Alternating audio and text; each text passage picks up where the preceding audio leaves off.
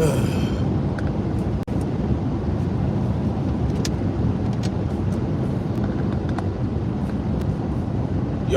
what's good?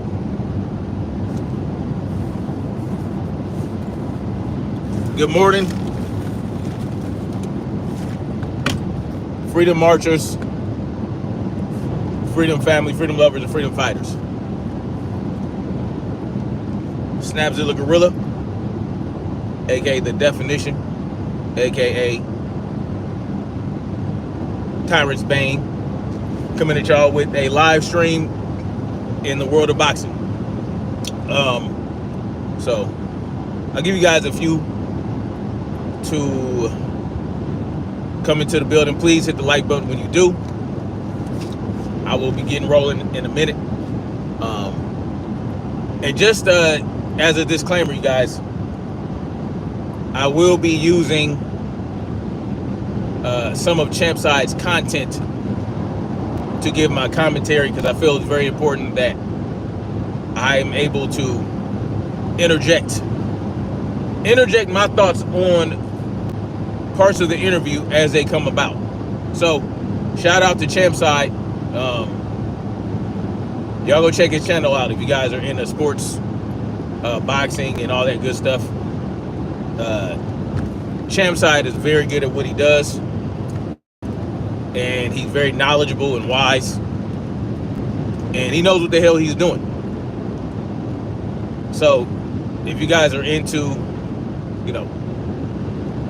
that type of thing, if you guys are into boxing and all that good stuff, boxing talk, sports talk, political conversations, y'all can go check him out.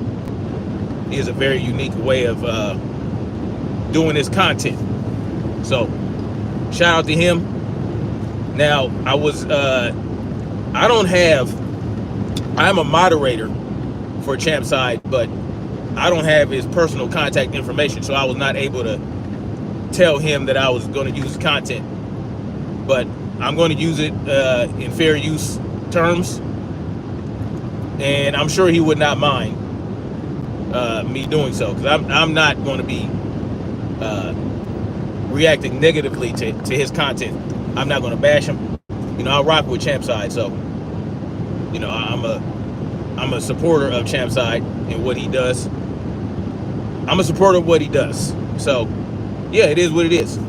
Like I said, I will be playing the audio from this interview, you know what I'm saying, between Champside and Tim Bradley. Tim Bradley is a former boxer, right? He's had a pretty good career. He's done quite a few things. Fought Pacquiao twice. He has a decent resume. But now he is a commentator, who gives commentary during boxing matches and whatnot. And he's something of a boxing journalist now. So, it is what it is. But Tim Bradley, man, there's something wrong with him. He's not a very bright individual in my mind. And just so y'all know, the way Champside handles this interview is very masterful. And he handles it in a way where he shows a lot of respect to Tim Bradley, but is able to get Tim Bradley to show his ass. And he counters Tim Bradley's ridiculous assertions in a very tactful way. So it doesn't put Tim Bradley on the defense. Now, but Champside is not new at interviewing people, so he knows how to do it. There's a very good way, particular way you can do that. I actually took some communication courses in class. I'm in college and all that stuff, and you learn how to get people to open up during interviews, during debates, how to basically lead people into traps without them knowing that you're trapping them. So Champside is very good at that with his interviews, particularly in this one, where he's not being disrespectful to Tim Bradley. He's actually allowing Tim Bradley to speak his mind, because you have to give people a safe space to do that when you're doing interviews. He does that in a very good way. So shout out to Champside for that. Me myself, I'm a little different. You know, I know how to do it. I don't know, something in me. But I now have an opportunity to give my own 2 cents from my own words and out of my own mind about what Tim Bradley is going to say in this interview. So, yeah, without further ado, I'm going to go ahead and get going with it. I think I put too many damn electrolytes in this water. Anyway, make sure you guys get your electrolytes in, especially during the so-called flu season, right? The flu season, you got to stay hydrated. Anyway, let me go ahead and start this interview. Start this. Delivered, man. You know, I don't know if a lot of people is interested in seeing Devin Haney. I know you got Devin Haney fans on this platform that love him to death, but you know, after all the stuff that he's done, I believe, like as of recently with the lawsuit, like, you know, I think he's just deepening his hole even more with that, man. So Tim Bradley said, with all the stuff Devin Haney did, what did Devin Haney do? What is he talking about? What did Devin Haney do? He's saying that as though Devin Haney did some horrible shit. He's saying that as though Devin Haney did something that's unforgivable, or that he's done something, that he's done a bunch of bad shit. What are you referring to, Tim Bradley? What did Devin Haney do with the lawsuit being included? So he's basically saying with all that Devin Haney did, right, the lawsuit is digging him a bigger hole. Well, what did Devin Haney do to dig a hole in the first place? I don't understand where he's getting this from. So you're saying that Devin Haney already started digging the hole, and with the lawsuit, he's digging a deeper hole. Okay, all right. I just don't understand what he did wrong. What did Devin Haney do wrong to dig the hole in the first place? All Devin had to do, man, was just accept defeat. Okay, the motherfucker cheated. All right. All right. Now, I want you guys to pay attention to what he just said. All right. Just what he just said. I wish I could rewind it. I ain't got. Yeah, I can't really rewind it. I could, but I really can't. He said that. Hold on. Let me. You know what? Let me try it. Because this is crazy. That shit was crazy. Deepening his hole even more with that, man. You know, all Devin had to do, man, was just accept defeat. Okay, the motherfucker cheated. All right. Now, he said all Devin Haney had to do was accept defeat. Yeah, the nigga cheated. What? So in what world do you play a sport, a competitive sport against an opponent where they cheat to win? You discover that they cheated to win, but you still have it to accept the defeat. In what world does that happen? So now, if a motherfucker cheat to beat you, we have to accept defeat. But what does the motherfucker that cheated have to do? So we have to accept, oh yeah, we lost to a cheater. So, you know, it is what it is. We got to move on with our lives. Is that how that shit's supposed to work? Accept defeat from a cheater? Come on now, dog. Come on, man. Well, you know what? Let me gear up. Let me get back. Fight a fight. You know, tune up, come back fight or whatever. Start making a little noise. Then say, hey, let's go. Let's do it again. Okay, so what does filing the lawsuit have to do with that? Devin Haney can do. See, this is that bullshit. What he just stated was known as the either or fallacy, right? It's a fallacy because Devin Haney can file the lawsuit, still fight in a comeback fight, and still rematch Ryan Garcia. The lawsuit does not negate those things. It does not preclude him from being able to box. So why are you saying that as though he only had one of two or three choices? No. Devin Haney can file the lawsuit, still come back and fight somebody, still make noise, and still rematch Ryan Garcia. What's stopping that from occurring? How is the lawsuit stopping that? It's not. This is crazy. Let's do it fair. This time, let's have the proper weight. You know.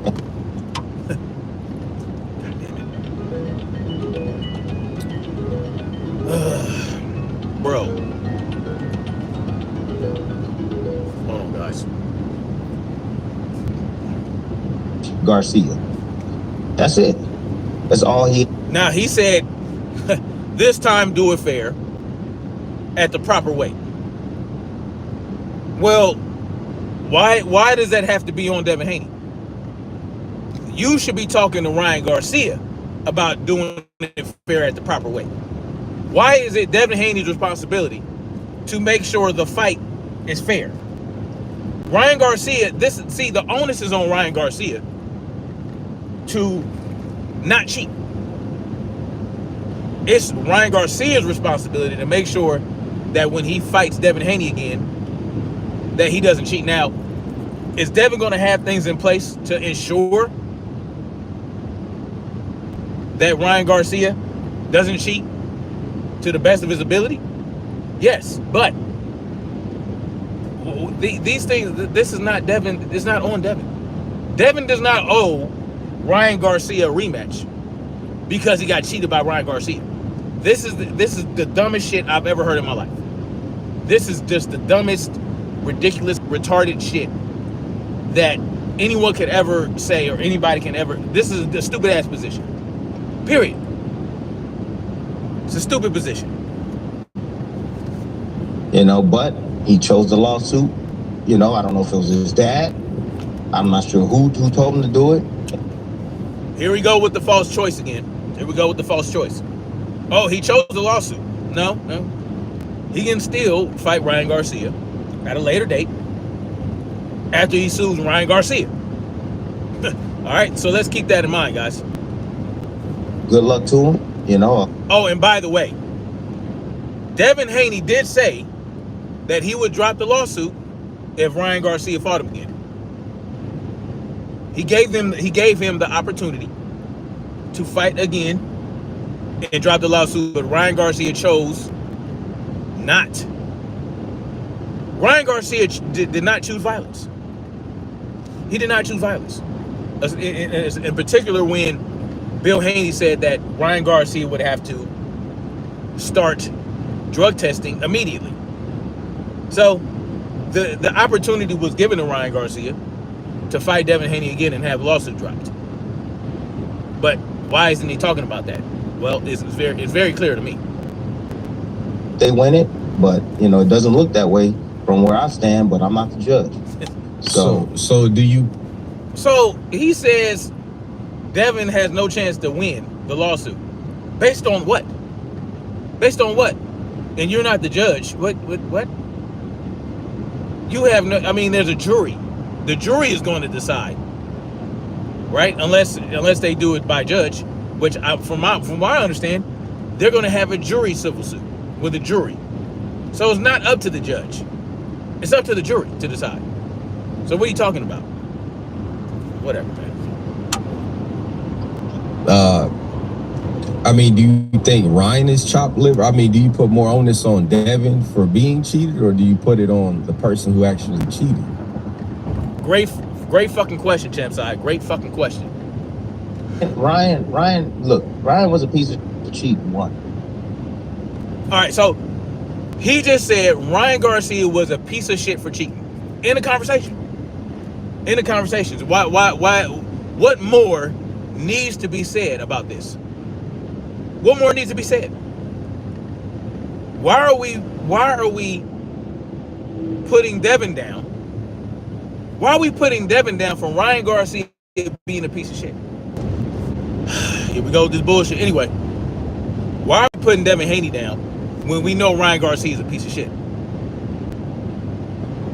Why are we putting Devin Haney down when we know Ryan Garcia is a piece of shit? Why is it up to Ryan Garcia? I mean, why is it up to Devin to not sue when Ryan Garcia is being a piece of shit? Minded Mansa Musa, what's good, brother? Freedom ain't free, exactly. Yo, you know what's up. Why are we putting Devin down? Because Ryan Garcia's a piece of shit. And you want Ryan Garcia to suffer the consequences. I mean, not only in boxing, only in boxing in the U.S. government. The U.S. government and boxing elites like Tim Bradley or boxing gatekeepers.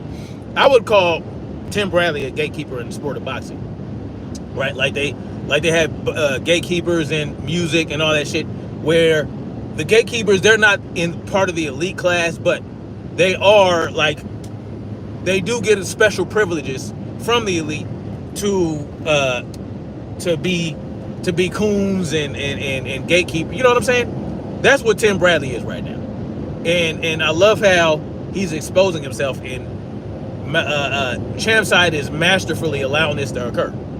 And the way he's framing his questions is just it exposes the cognitive dissonance that Tim Bradley is displaying right now. It's a beautiful thing, man. It's a beautiful thing. He didn't make the proper weight. Nobody knew that Ryan had cheated before till after, right? You know, I was more concerned about the weight, you know. But as far as your reaction, that's what. Why are you more concerned about the weight when Devin Haney accepted the weight? Devin Haney chose to fight when Ryan Garcia came in 3.3 pounds overweight. Devin Haney made the decision. Why do you have more of a problem with that than Ryan Garcia cheating? Ryan Garcia fucking cheated by using performance-enhancing drugs.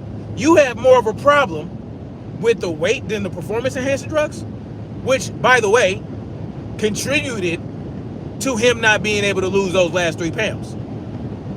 The weight is tied to the drugs, y'all. But we're going to separate it and act as though, oh, the weight's a separate thing that I have a problem with, but the drugs aren't. It's completely and utterly fucking stupid. It's stupid. It's the reaction, because Ryan already going through the he went through, especially after cheating.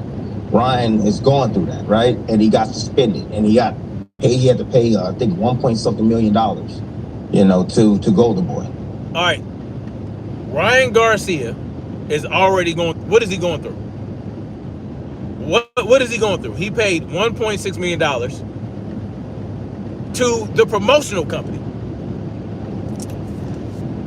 But Devin Haney is the one that got cheated.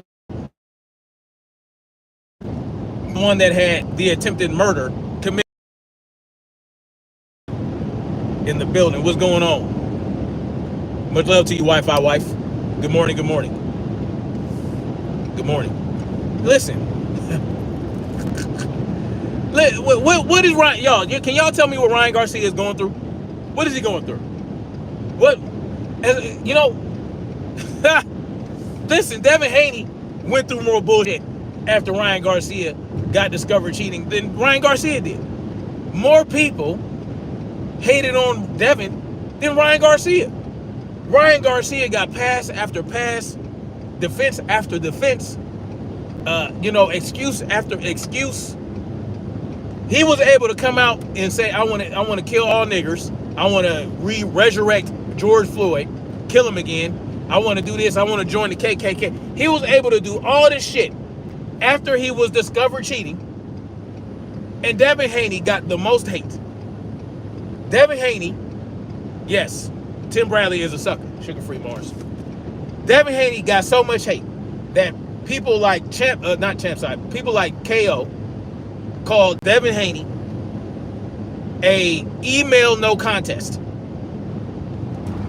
KO shitted on Devin Haney for getting a no contest after he got cheated, when he supposedly had a problem with Ryan Garcia cheating in the first place.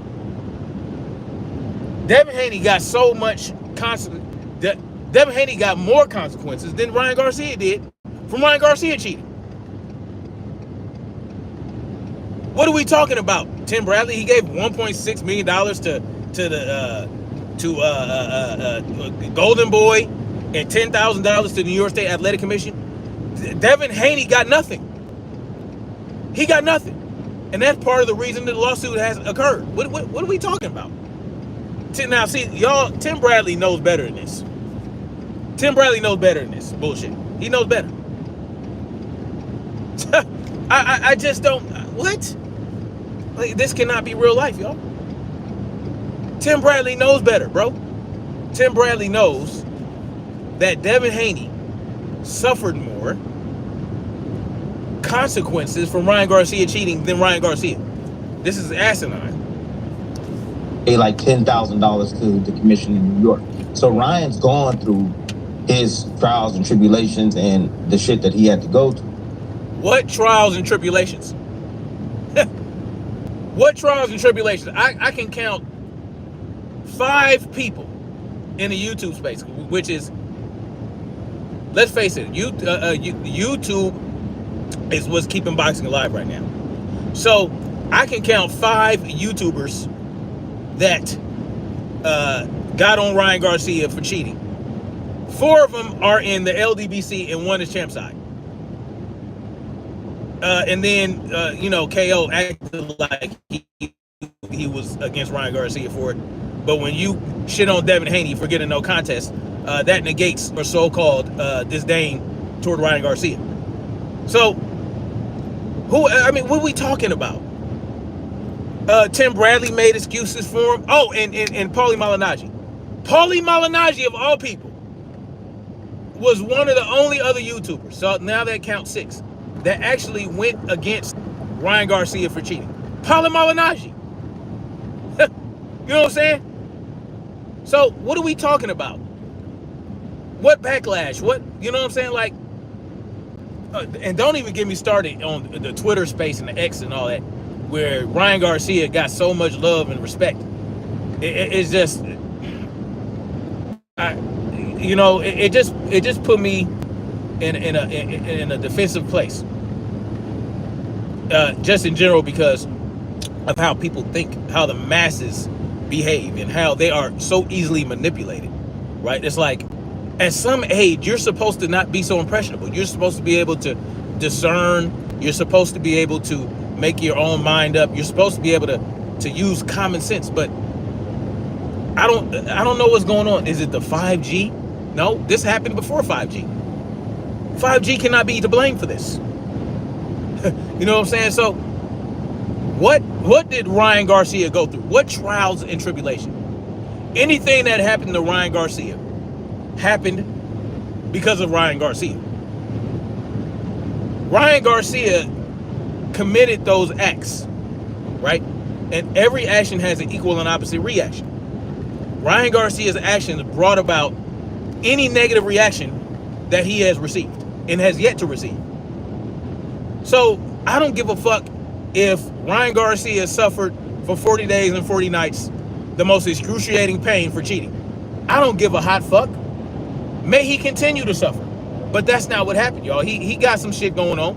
He was able to show up to fights where black people attend after he called black people niggers and said he wanted to kill them and Muslims. Tank Davis gave this fool ass an Earthman.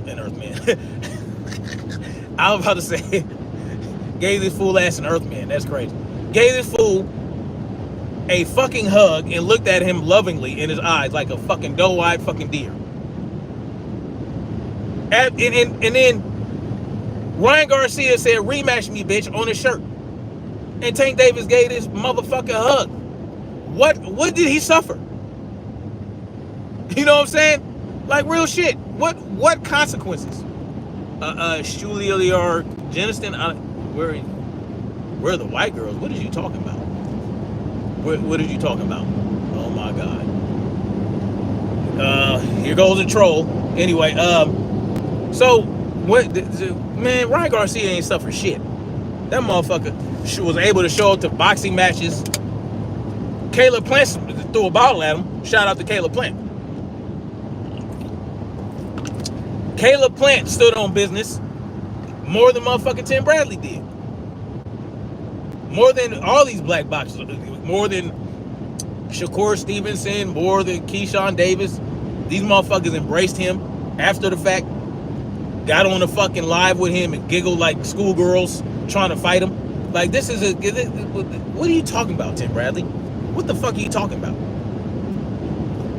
The retaliation is the point where it just looks bad on the, the referee always see them up to retaliate. And that's it, But ultimately, it boils down to Ryan. It started with Ryan. Let's not get this confused. Ryan cheated, and that's it. And now you're saying, well, Tim, would you sue him? Man, you don't think I fought dudes that were on steroids, bro?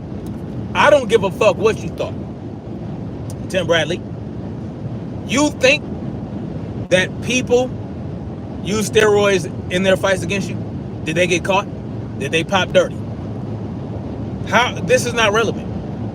Ryan Garcia popped dirty.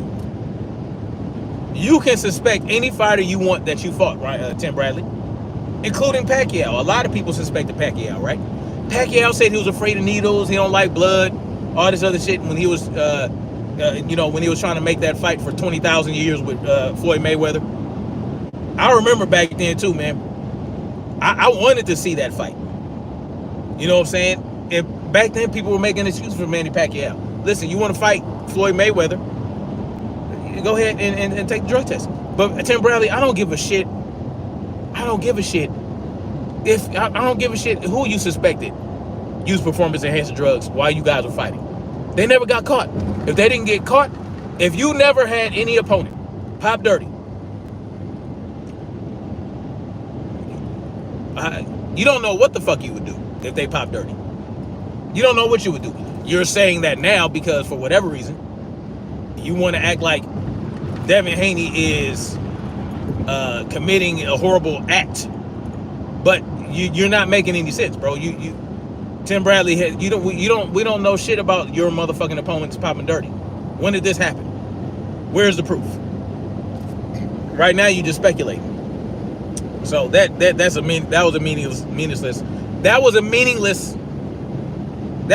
stupid. Where's the proof at? Get out of here with that shit. Like, bro, like I fought guys on steroids. Trust me, man. Whether they popped or not, I fought guys on steroids. Trust my man. Whether they pop dirty or not. Okay, they didn't pop dirty. So what? They didn't pop dirty. And if they did pop dirty, if they popped dirty, and you did not sue them, well, that's your fucking decision. That was your stupid ass choice. And that is the problem. That is a problem. If you say, oh, well, yeah, they cheated, but what are you going to do? That's on you. That's on you. That makes you stupid. That means you're dumb. That means you're an idiot. That means that person could have killed you or hurt you or done extensive damage to you. And you said, you know what? Yeah, you breached the contract. Yeah, you cheated. Yeah, you could have killed me. Yeah, you could have caused permanent damage. But I'm not going to see you. That's stupid. That's stupid. That's dumb. That's dumb as fuck. Sugar Free Mars said, how are you a sportsman afraid of needles? Exactly. Pacquiao's full of shit. Full of shit. He is full of shit. For a fact, and I'm not going to name any names because I don't want to get sued. Because you ain't got no fucking proof. You ain't got no fucking proof. Guess what? Guess what Devin Haney has? Proof that Ryan Garcia cheated. Everybody has proof. The New York State Athletic Commission has proof with their own testing. VADA has proof with their own testing. USADA has proof with their, well, they didn't test it, but USADA tested it. Or WADA has proof. So what are you talking about? We don't care about your speculation and your suspicions that can't be proven. If you have to say I don't want to get sued, then it's meaningless. It really has nothing to do with what we're talking about. We're talking about an individual that is a known cheater. A known cheater. We have scientific evidence that Ryan Garcia cheated.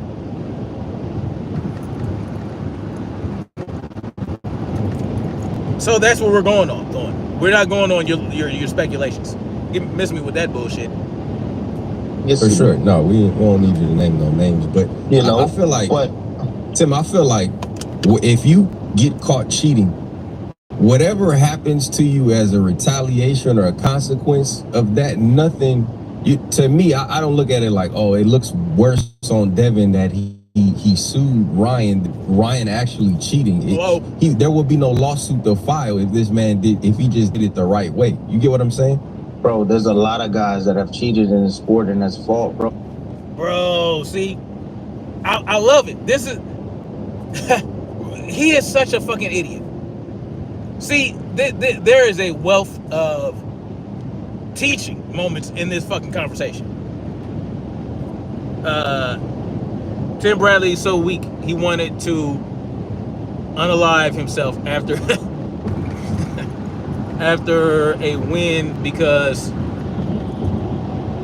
the guy he beat fans were mad. Yeah, like Tim Bradley is a clown, bro. Yeah, sugar-free Mars. That's what I was saying. I was saying earlier. I don't know if you were here at the beginning. I was talking about how masterful Champside was at getting this fool to expose his idiocy without him even knowing it. Champside is very good at that.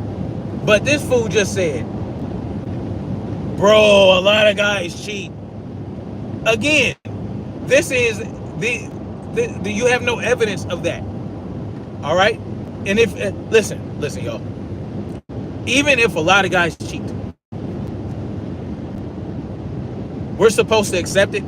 We're supposed to accept when someone actually gets caught cheating. See, this is what's known as, this is why I say it's very teachable. When you're having these type of discussions or debates or arguments or whatever, and you say things like, oh, well, you know, what does it matter if somebody gets caught cheating? A lot of people cheat already anyway. That is known as the sunken cost fallacy. It's a fallacy. Okay, yeah, tire pressure fault. I get it. That is what's known as the sunken cost fallacy. Meaning, let's say you go to Vegas, right? You go to Vegas with $10,000. You have a $10,000 budget that you gave yourself to lose in Vegas. And your luck was so horrible that you lost $6,000 straight. And you say, and somebody tells you, man, you know what? Maybe you should stop because you're not having very much luck right now. And you say, hey, I already lost $6,000.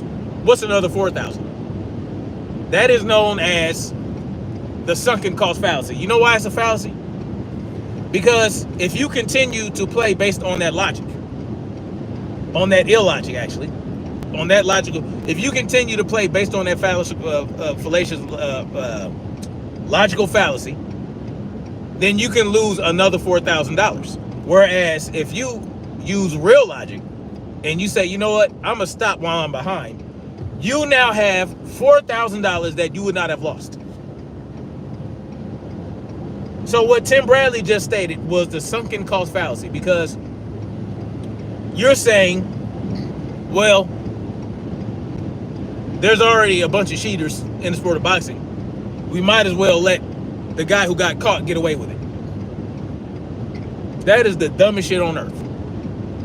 So when people make sunken cost fallacies, they're very easy to pick out. Once you understand what it is, you can kill a motherfucker in an argument when they start using it. Because that's exactly what this is.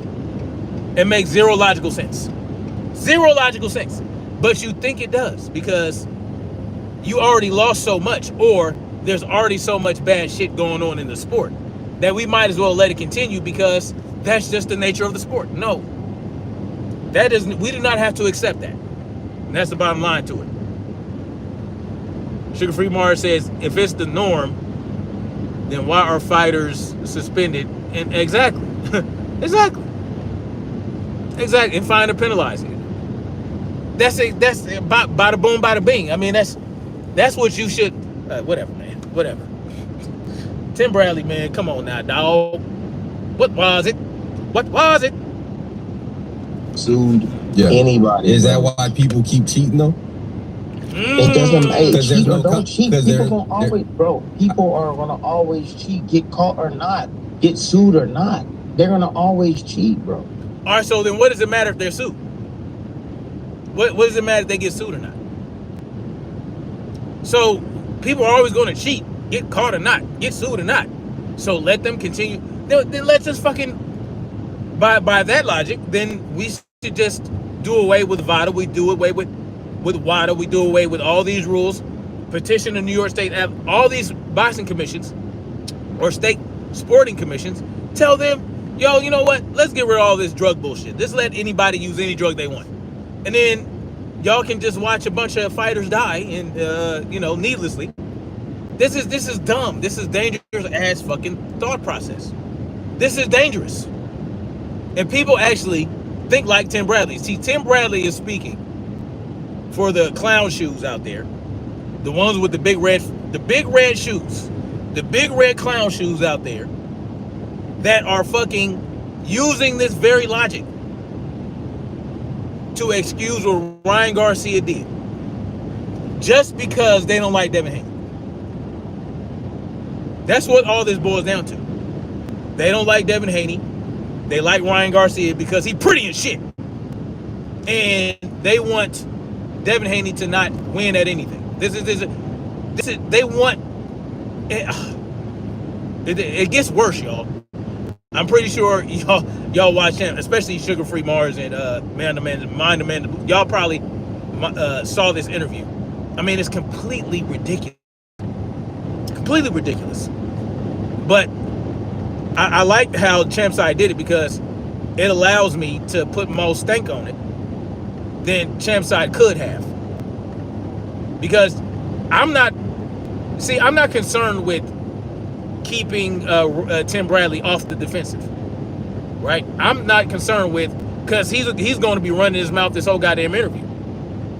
Champside allowed him to run his mouth, but then that allowed me to interject and kill him with fucking real logic that everybody could, not everybody, but that people could actually, make sense of, right? So this is a beautiful thing. Thank you, Champside, for making this possible. I appreciate you, brother. That's it, man. This nature, this business right here, bro. Like, this is a tough ass business, bro. It's a tough way to make a living. And when you do stuff like, it's a tough ass way to make a living, which is why motherfuckers shouldn't cheat. Which is why motherfuckers should not be taking performance enhancing drugs. What are you talking about? Make you seem even softer, bro. You know, like, don't sue the man. Get in there and whoop his ass. See, there we go. The either or fallacy again. Don't sue him. Beat his ass. No, sue him and then beat his ass later. Beat his ass in about another 2 or 3 years. Or not. Or never. Why do we have to fight Ryan Garcia again? Why does Devin Haney have to fight Ryan Garcia? For what reason? Why does Devin Haney have to fight Ryan? I say Ryan Garcia should never get a payday ever again from Devin Haney. Sue his ass, get your money, and don't give a fuck what anybody got to say about it, and let Ryan Garcia fight Japanese dudes. You know what I'm saying? Let him fight over there. Let him fight for one championship or whatever the fuck, where they allow you to take performance enhancement. Let him go do that. Let him go on ahead. Ryan Garcia is not a challenger anyway. When has Ryan Garcia ever been a real challenger? And when I say challenger, that means that someone who's going to be fighting a champion for their position. Ryan Garcia is not a challenger. Not only has he never been a champion, he's never been a real challenger. And when he had an opportunity to become a challenger, well, he pissed that away by not losing enough weight. Ryan Garcia is not a challenger, yo. Even when he fought Tank Davis, it was for a catch weight. He wasn't going to win shit. Let him go. Why do we have to fight Devin? Why does Devin have to fight Ryan Garcia again? Get the fuck out of here with that shit. Get the fuck out of here. Sugar Free Mars says, facts, you don't want Dev, exactly, stepping anywhere. And he don't need to. He don't need to no more, right? I mean, it's just not because he thinks that Ryan Garcia is going to beat his ass again, but because why give Ryan Garcia another payday? Why? It doesn't make any sense. utter nonsense. Tim Bradley on that bullshit, y'all. You don't think if there was more heavier consequences for cheating that there would be less cheating in boxing? If there's more consequences in cheating, absolutely, there will probably be less cheating in boxing. So why the fuck what are we talking about? In a discussion. In a discussion.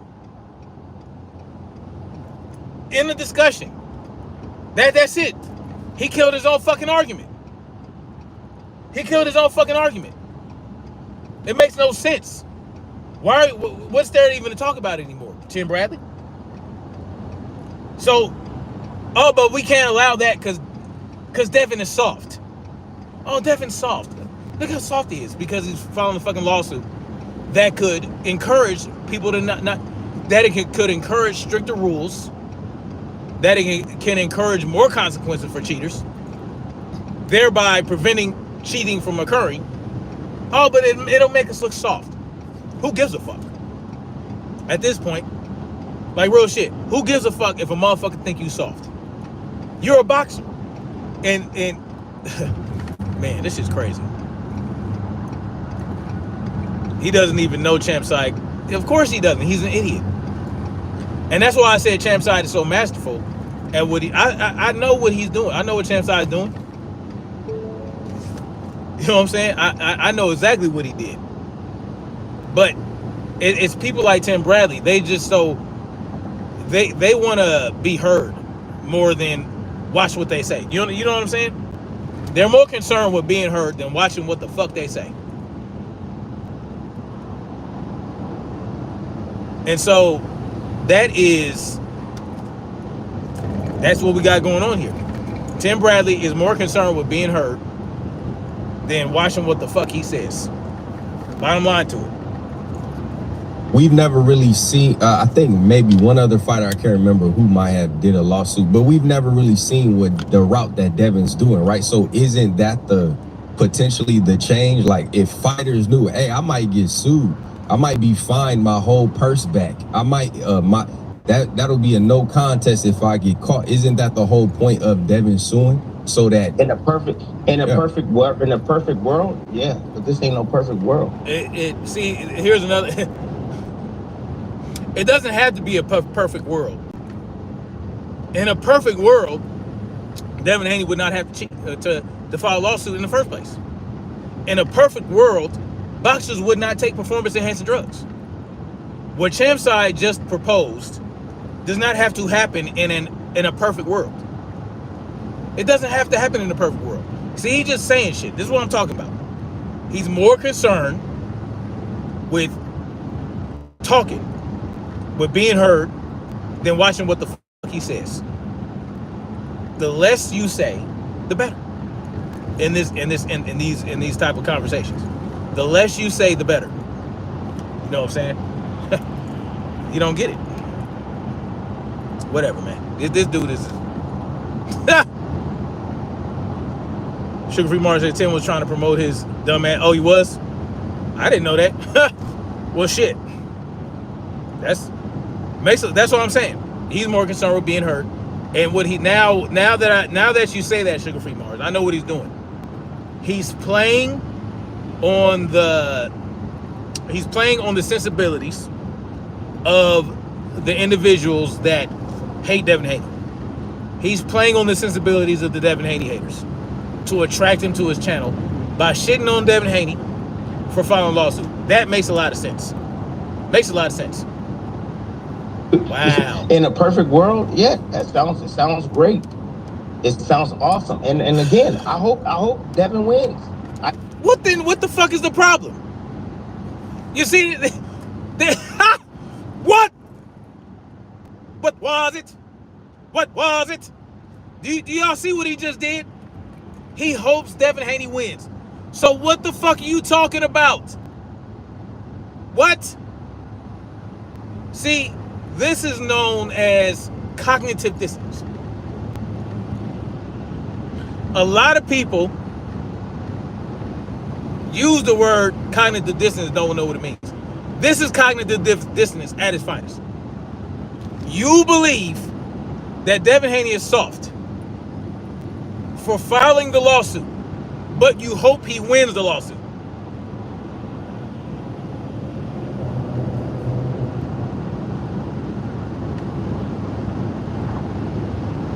Cognitive dissonance at its finest, y'all.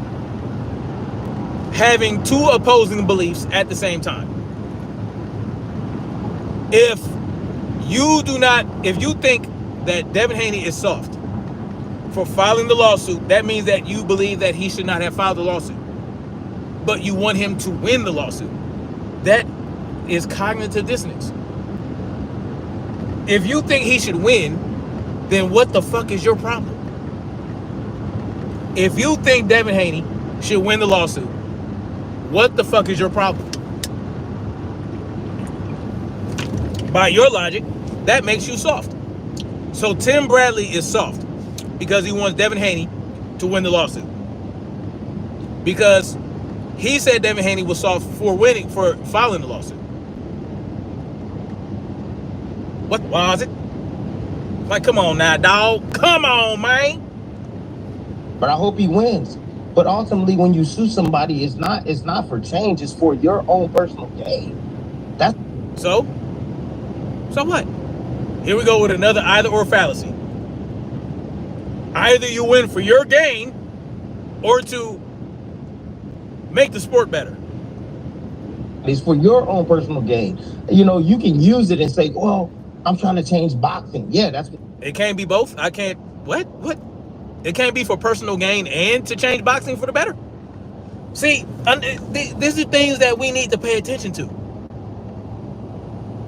This is bullshit that we need to call people out on as soon as they do it, because this will kill their whole argument. It doesn't. Devin Haney can gain from the lawsuit. That's the whole point of the lawsuit, right? You have to prove damages to be compensated for those damages or to obtain restitution for those damages. But there can be the benefit of improving a thing, right? That's why when you file lawsuits in court, it can go all the way to the Supreme Court, and then they can make it a ruling that can benefit the country as a whole. That is a positive consequence of you having gained from that lawsuit. It is not either or. The judge is not going to say, now, if you take this money, we can improve the sport of boxing. That's not how that works. Like, what? Tim Bradley is a commentator. All right, this is what I suggest for sports, people in sports.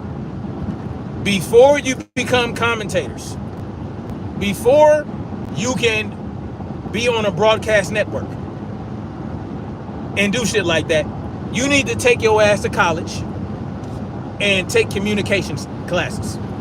Take communication classes and take some English and reading classes so that you understand how to not make such fallacies. Otherwise, you're gonna look like Boo Boo the Fool when you go up against somebody that knows the fuck they're talking, and knows how to argue, that knows how to debate, that knows how to call your ass out. See, what? Come on now, dog. The way you don't look like a freaking, like a soft ass loser, right? A sore loser. Tim Bradley sound like a fucking kid. You sound like a child, man. So you look like a fake loser. Stop loser. Stop. Shut the fuck up. No one gives a fuck about whether or not Tim Bradley thinks Devin Haney is soft. Do y'all think Devin Haney cares that Tim Bradley thinks he's soft? No, he does not give a fuck. Devin Haney does not give a fuck. I mean, come on, man. Like, and why does it have to be a black man? Why did it have to be a black man behaving in such a manner against another black man? It makes no logical sense to go against Devin Haney on this. It makes zero sense. It does not make sense. Whether you're black or not, but especially if you're black. It makes no sense. At the end of the day, bro, I'm telling you right now, if Devin was prepared for that left hook, Devin still could have beat a dude, right?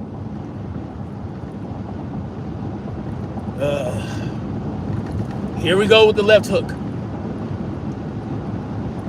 Here we go with the left hook. It's irrelevant. It's irrelevant. So, yes, Devin Haney kept getting hit with the left hook. But if Ryan Garcia was not on the juice, then that left hook might not have had the pop that it had. And Devin Haney would likely have won the fight because he would likely, or it's a possibility that he would not have gotten knocked down as many times. But that's irrelevant. It's irrelevant. Oh, J-Man was good, bro. West Coast. What's good, J-Man? Thank you for coming through. But yeah, man, like it doesn't matter if Devin Haney ate all those left hooks. It doesn't matter. He got caught. See, that shit doesn't matter. It doesn't matter. You're basically saying, oh well, Ryan Garcia should get a pass for cheating because Devin Haney kept eating left hooks. That has no bearing on it at all, whatsoever.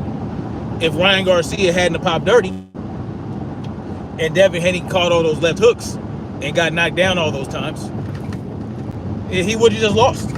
He would have lost because he fought the wrong fight. He had the wrong game plan. And it would have been as simple as that. Hell, even Devin was not mad he lost. He said, hey, Allah has a plan and blah, blah, blah. So, I mean, it is what it is. But that's not what happened, y'all. He cheated. Come on, man. What are we talking? What are we doing, man? Can we do better? We need to do better. On pods, PEDs. He still could have beat him if he was prepared for that left hook. Because he was in the fight until he got caught and he got dropped 3-4 times or whatever the number was, right? But let me ask you this question. If Devin would have won the fight, would have found out if Garcia was on roids, what do you think Devin would be saying right now? I beat him on roids. You can't beat... So what? So what?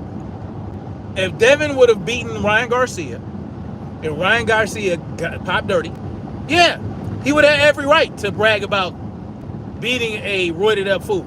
So what? What was that supposed to do? What was that? What was that statement supposed to do for? Was that supposed to change our minds? Only a fool would go with Tim Bradley said. But we don't know what Devin would have said.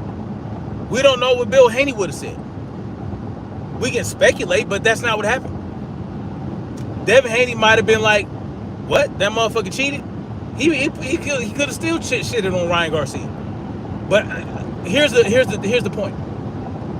It doesn't matter. Like, if Devin said, oh yeah, I whooped this steroid ass. So what? Good. So? But it would not have been a lawsuit. You know why it wouldn't have been a lawsuit? Because there wouldn't have been damages. There would not have been damages. Now, he would have got fined by the New York State Athletic Commission and would likely have to, he probably would have still gotten suspended. Ryan Garcia would still have consequences, right? You know what I'm saying? But if Devin Haney won, there would be no damages for Devin Haney to sue for. Now, he might have been able to sue if You know, New York State Athletic Commission made Ryan Garcia pay Golden Boy instead of Devin. But, you know, I mean, there's no real damages. There's no, all the things that Devin is suing for would not have been available for him to sue for, like, because he would have won. And he would likely have gotten more positive notoriety.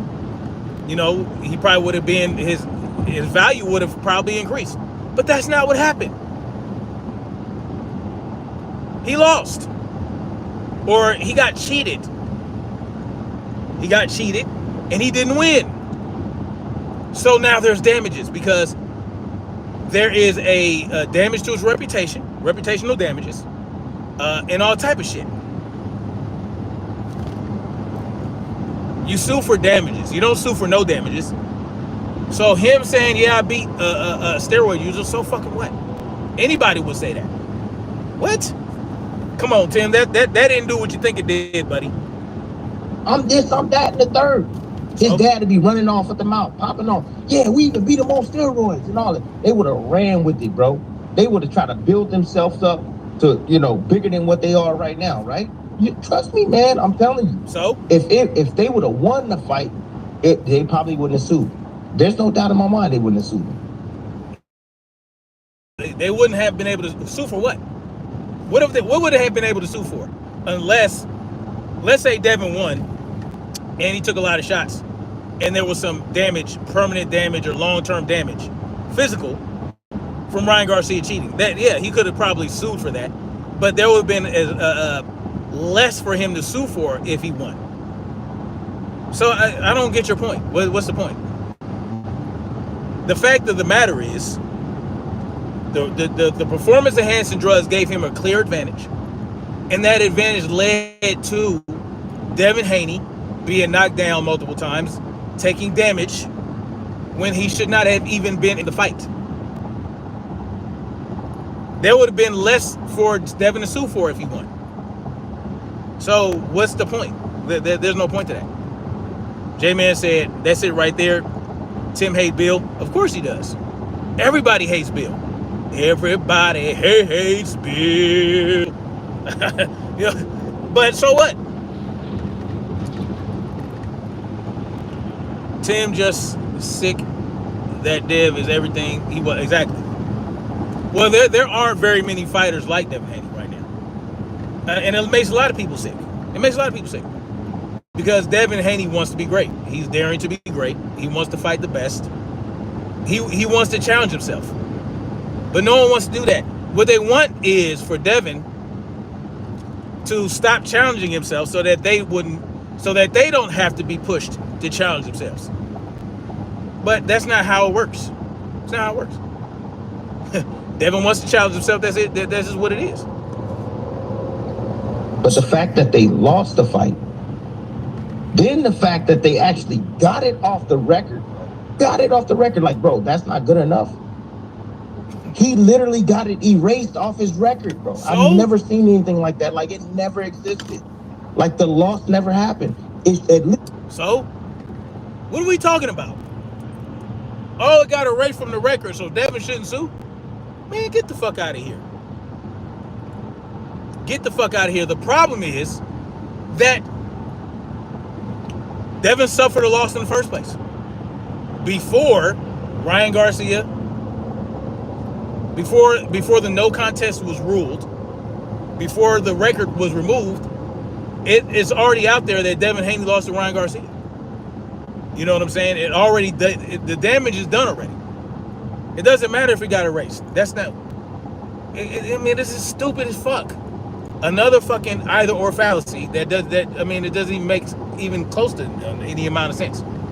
So what? He can have the loss erased and still sue Ryan Garcia. None of this shit is what.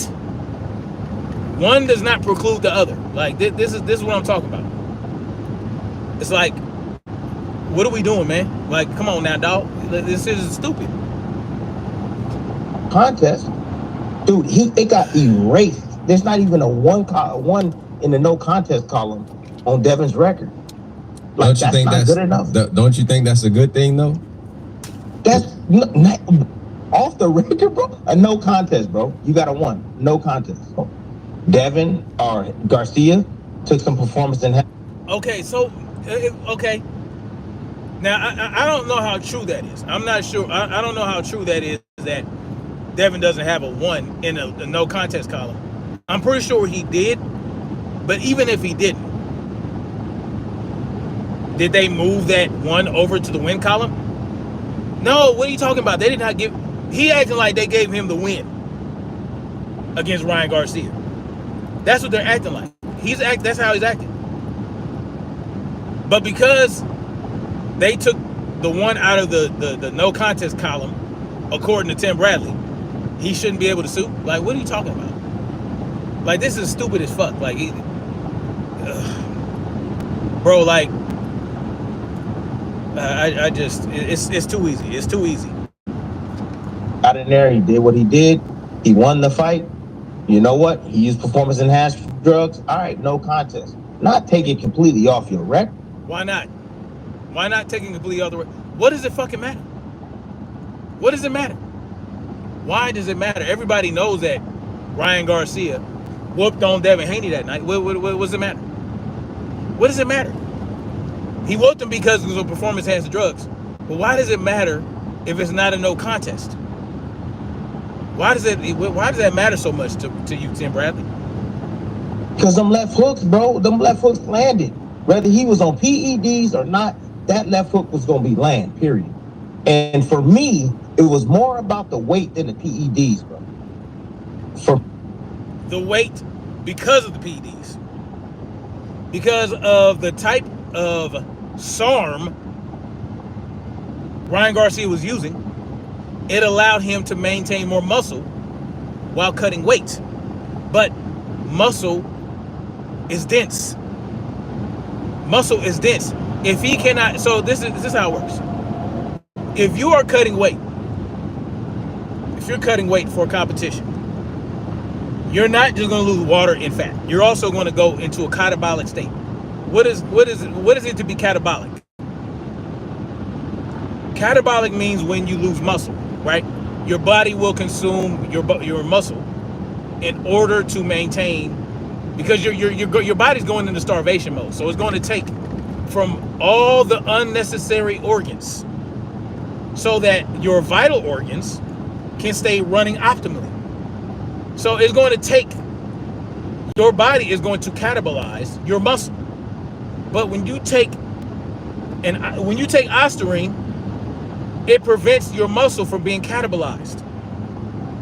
And if you, without that ostarine, Ryan Garcia would likely have been able to cut those last 3 pounds in the form of muscle tissue. But because he took the ostarine, it was not able to happen. So Ryan Garcia, the weight issue was because of the performance enhancing drugs. I mean, what do we, come on, God damn it, fuck. And this dude is taken seriously as a knowledgeable boxing mind. I mean, as big as his head is, as big as Tim Bradley's head is, you would think that there would be enough brain matter in there to have enough synapses firing off to put these things together. But it might be a lot of air in that shit. That's probably why it was very difficult to knock out Tim Bradley. I used to see wars with Tim Bradley. I remember he fought, what's that guy's name that used to rock with? This guy was trying to fight Floyd Mayweather for so long. This happened years, I think it was in the early 2000s. Or the French dude, the Haitian dude. What's his name? Y'all know what I'm talking about? Tim Bradley fought him, and he was getting beat upside the head so badly. What's his name? Cotto. Alberto. Berto. Andre Berto. Berto. I remember that. Y'all remember that fight? Tim Bradley versus, am I saying it right? Y'all know what I'm talking about? Andre Berto, and he wanted to fight Floyd Mayweather, but they were friends, and Floyd didn't want to fight him. I remember that fight. He whooped his head so bad. But Tim Bradley, Tim Bradley has a big ass head. But you would think that with that big ass head, he'd be able to do something. What's up, Rachel? Good morning, Rachel. Oh shit, Rachel in the building. Good morning, Rachel. You must be still on the West Coast. But yeah, man, shit. I think it was Andre Burton. Anyway, I saw that fight, man. That shit was crazy how he got whooped in his head so bad. Mind the Man Smooth says, and the dark-skinned nigger self-hating Tim Bradley is a big reason why the black community has so many problems. I agree. It's crazy. More about the weight than the PEDs. More about the weight than the PEDs. As if the weight is not tied to the PEDs. As if Ryan Garcia could not lose those last 3 pounds because the PEDs allowed him to maintain more muscle. As well. Okay. Yeah, the 3 pounds, him not squeezing down, bro. That's the problem. How you think he felt when he fought? He said that's the problem, as though the PEDs aren't the problem. Oh my God, what was it? This is crazy. This is nuts. Talking about Garcia. Depleted. Yeah, he was depleted. He didn't want to. Oh, and those of y'all that are just coming in, this is Champside. I am using Champside's audio content to make my commentary under fair use because I was not able to reach out to him and get permission directly from him because I don't have his personal contact information. So I'm just letting y'all know. Fought against. Oh, go check out Champside. Go sub to him. Check him out. Fought against Devin. So he went as far as he could, and he was like, you know what, I'm done. I'm not gonna make any more weight. But why is that, Tim Bradley? Tell us why Ryan Garcia couldn't cut more weight. Tell us why. Rachel down there says I mute commentary when Bradley. Oh my God, it's the worst. Tim Bradley's commentary is horrible. Devin was so confident. He said, "Oh well, give me whatever, $500,000 per pound or whatever," and he agreed to it. You know, which was an idiotic move. And Devin didn't put any. Now come on, Tim. As much stupid shit as you was just talking for the last 10 minutes, you're calling Devin an idiot for being confident enough to believe that the weight was not going to be an issue. It wasn't idiotic. It was Devin accepting another challenge. Would I have done it? No, I wouldn't have accepted it, but it's not idiotic. It's just Devin was trying to challenge himself. He was like, you know what? And you know what? Champside is about to explain why the fight had to go on. He's about to. I'll let Champside explain the other side of it. But to me, it was Devin trying to challenge himself.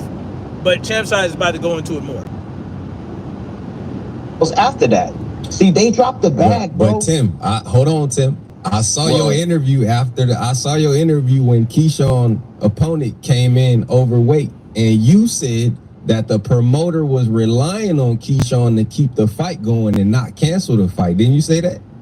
You're exactly right. Yeah, so I always thought before I let you go, I always thought that as well when I seen that. I said, man, people would have called Devin all types of stuff if he would have canceled that fight. There's too much money on the line. There's too many people involved with, trying to put the fight on. And you literally said that after that Lemos came in, however many pounds over against Keyshawn. You said that Top Rank, you said the promoters, we need you to do this solid. We need you to, we can't afford for you to cancel this fight. That's what you said. No, you're absolutely right. Now, exactly, Sugar Free Mars. Champside just cooked his ass. And Tim Bradley is he's just gobbling it up. He's eating his own goddamn self. Yeah, you absolutely right. But it's exactly what Champside said, on top of Devin feeling like, well, to him, the weight is not an issue, and it's just another challenge that he gets to face. But he did not agree to fight a guy on PEDs. That's not what Devin Haney did not agree to that. Rachel Donaire says, what did she say? She said he agreed to it, but didn't pay the, exactly, man. He didn't get his fight $500K per pound. Exactly. Like, these are things that, okay, go ahead, motherfucker. Go ahead, cut. Go ahead.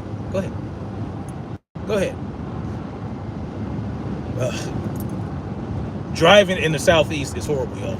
Oh, so you gonna cut in front of me to slam your brakes? Real talk? Okay, that's how we gonna do it? Okay. J-Man said Tim didn't have that same, of course, he never does. See, Champside just exposed his hypocrisy. Just exposed it. Oh, okay, so you don't mind the fight continue. And what is it? How much was Lemos overweight? Like 6 pounds? 6 pounds, like twice as much as Ryan Garcia. Come on. I'm just glad. I'm glad Keyshawn whooped his ass. Come on, too. So that was the manager, right? Pat. That was like thinking like, you know what, this could be bad. But then the fighter hat came on, and I was just like, well, you know what? I would have pulled out the fight. If I was Keyshawn's manager, I would have said, we ain't fighting that guy. I would have said that. If I was his manager, I would have said, we're not fighting that guy. 6 pounds? Are you kidding me? Yeah. Something could have went wrong that night, but it went great for Keyshawn. For sure. What?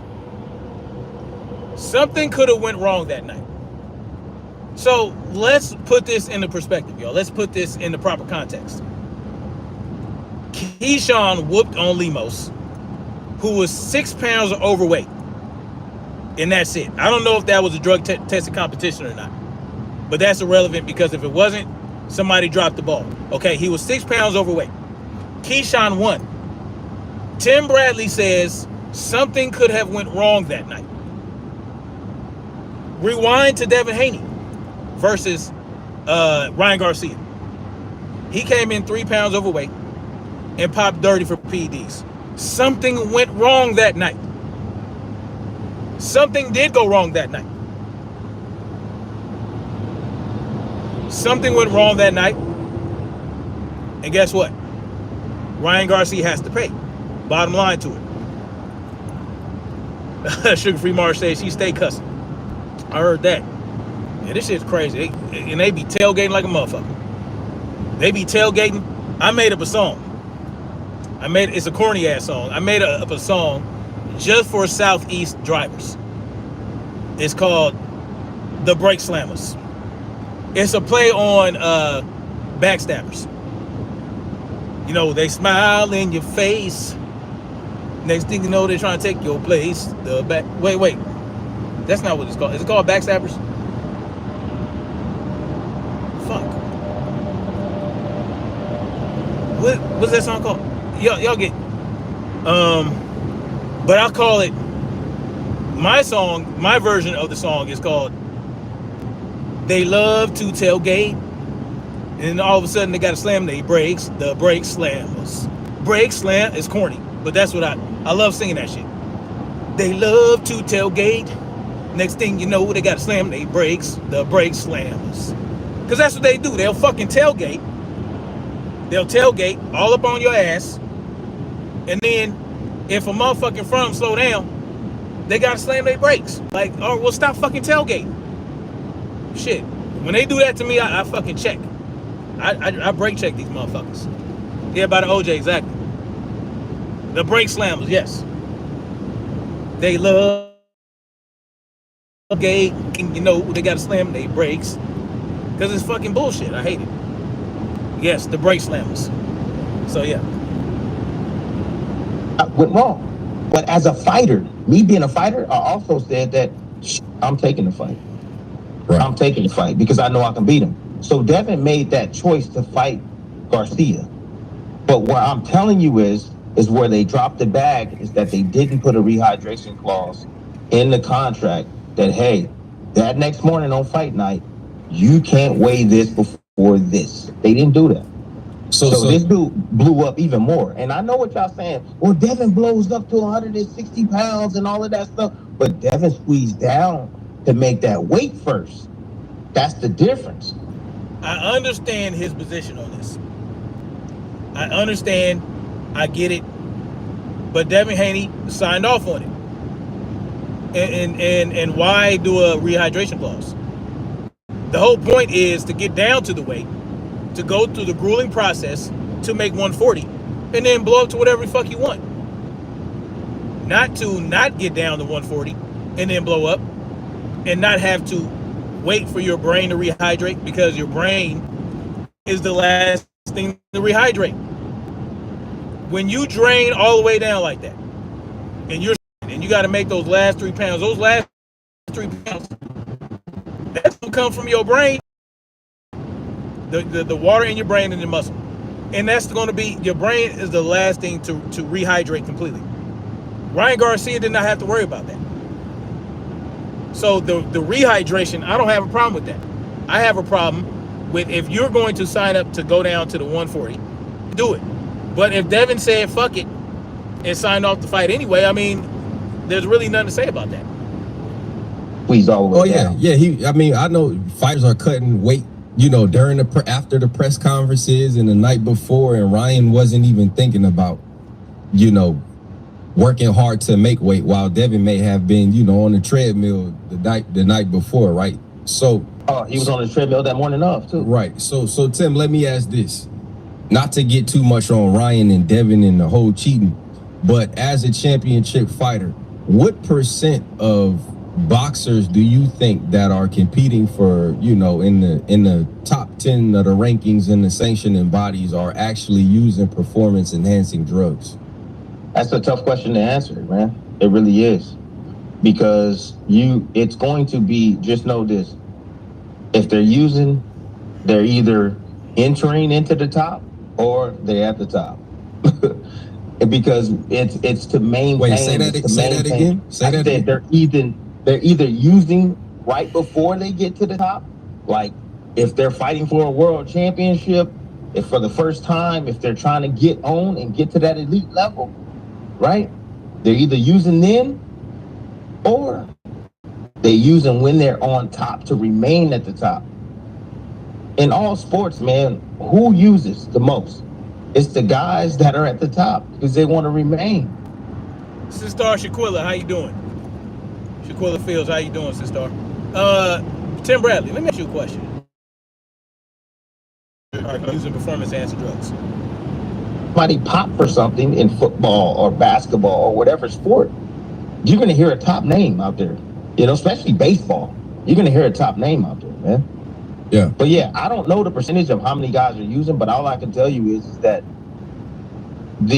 that industry, that drug industry, bro, is 10 years ahead of these tests.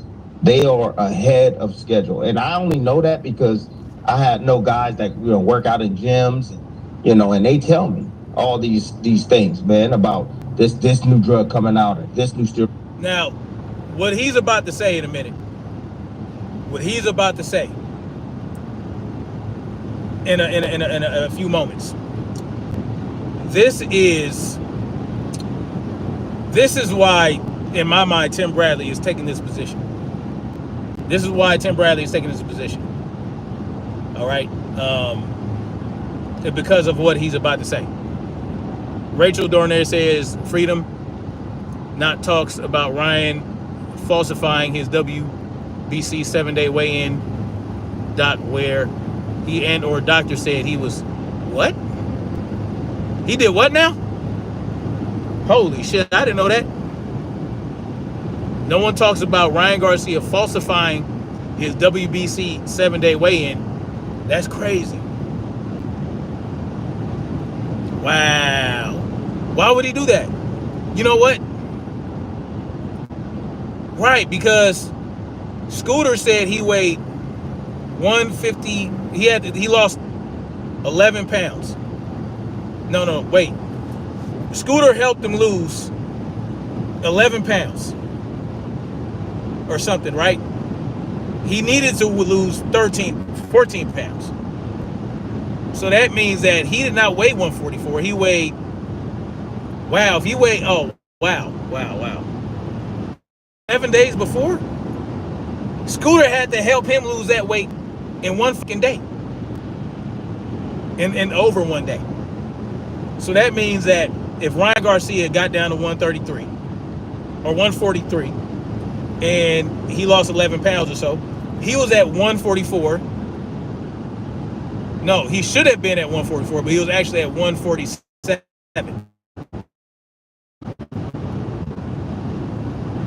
Wow. But 7 days, and that was the day before. That means that, and we saw Ryan Garcia with wearing weight vest and doing all this and jogging and trying to lose weight. So he had to weigh more than 144 7 days before. Wow. WBC has a mandatory 30-day where you are 10% over, 14 days 5% over, 7 days 3% over. Wow. That's crazy. Well, it makes sense. It makes sense. You know, we know how WBC gets down. We know how WBC gets down.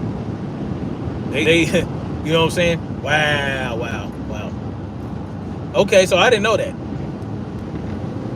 Hey, if y'all, hey, maybe can, I wonder if you can do a video about that. That's crazy. That's crazy. I did not know that. Ooh-wee. These, it's undetectable and all of this crap. Like, I hear about all of that crap inside the gyms, man.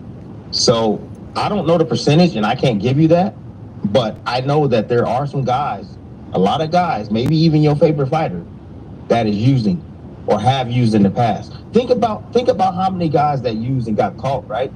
And they are in the Hall of Fame. Think about that. Yeah. There was a lot of guys that used. Yeah. Sugar Shane Mosley.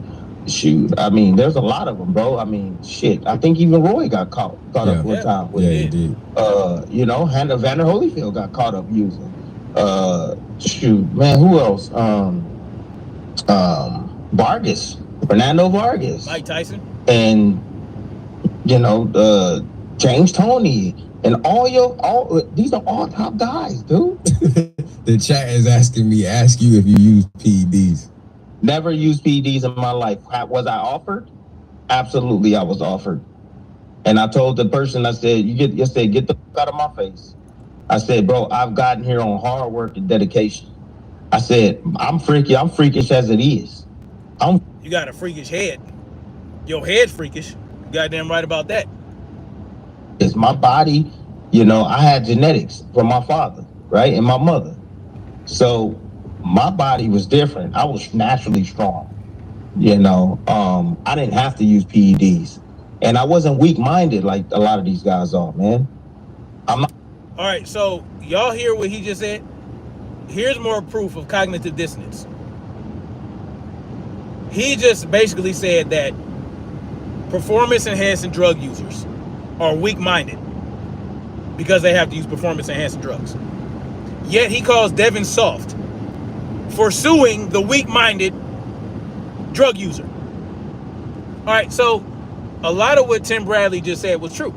And this is why I believe that he is doing what he's doing, because if Devin Haney, listen, a lot of people don't want Devin Haney to win this lawsuit because it would bring a lot of more scrutiny to the sport of boxing in regards to preventing performance-enhancing drug use.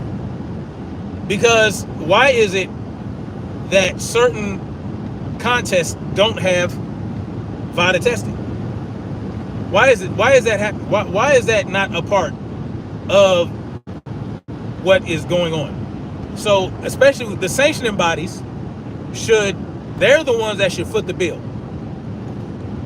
Right? If you are fighting in the rankings, then there should be mandatory drug testing that at the expense of the sanctioning bodies. Yeah, they can use their sanctioning fees.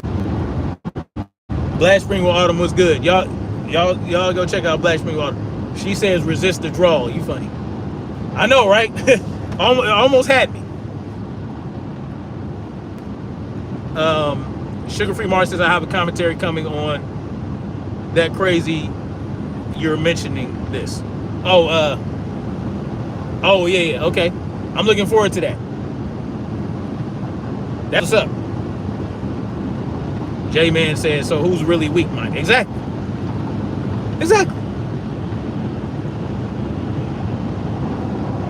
Shaquilla said, I think that's where I commented. He is a lying, yeah.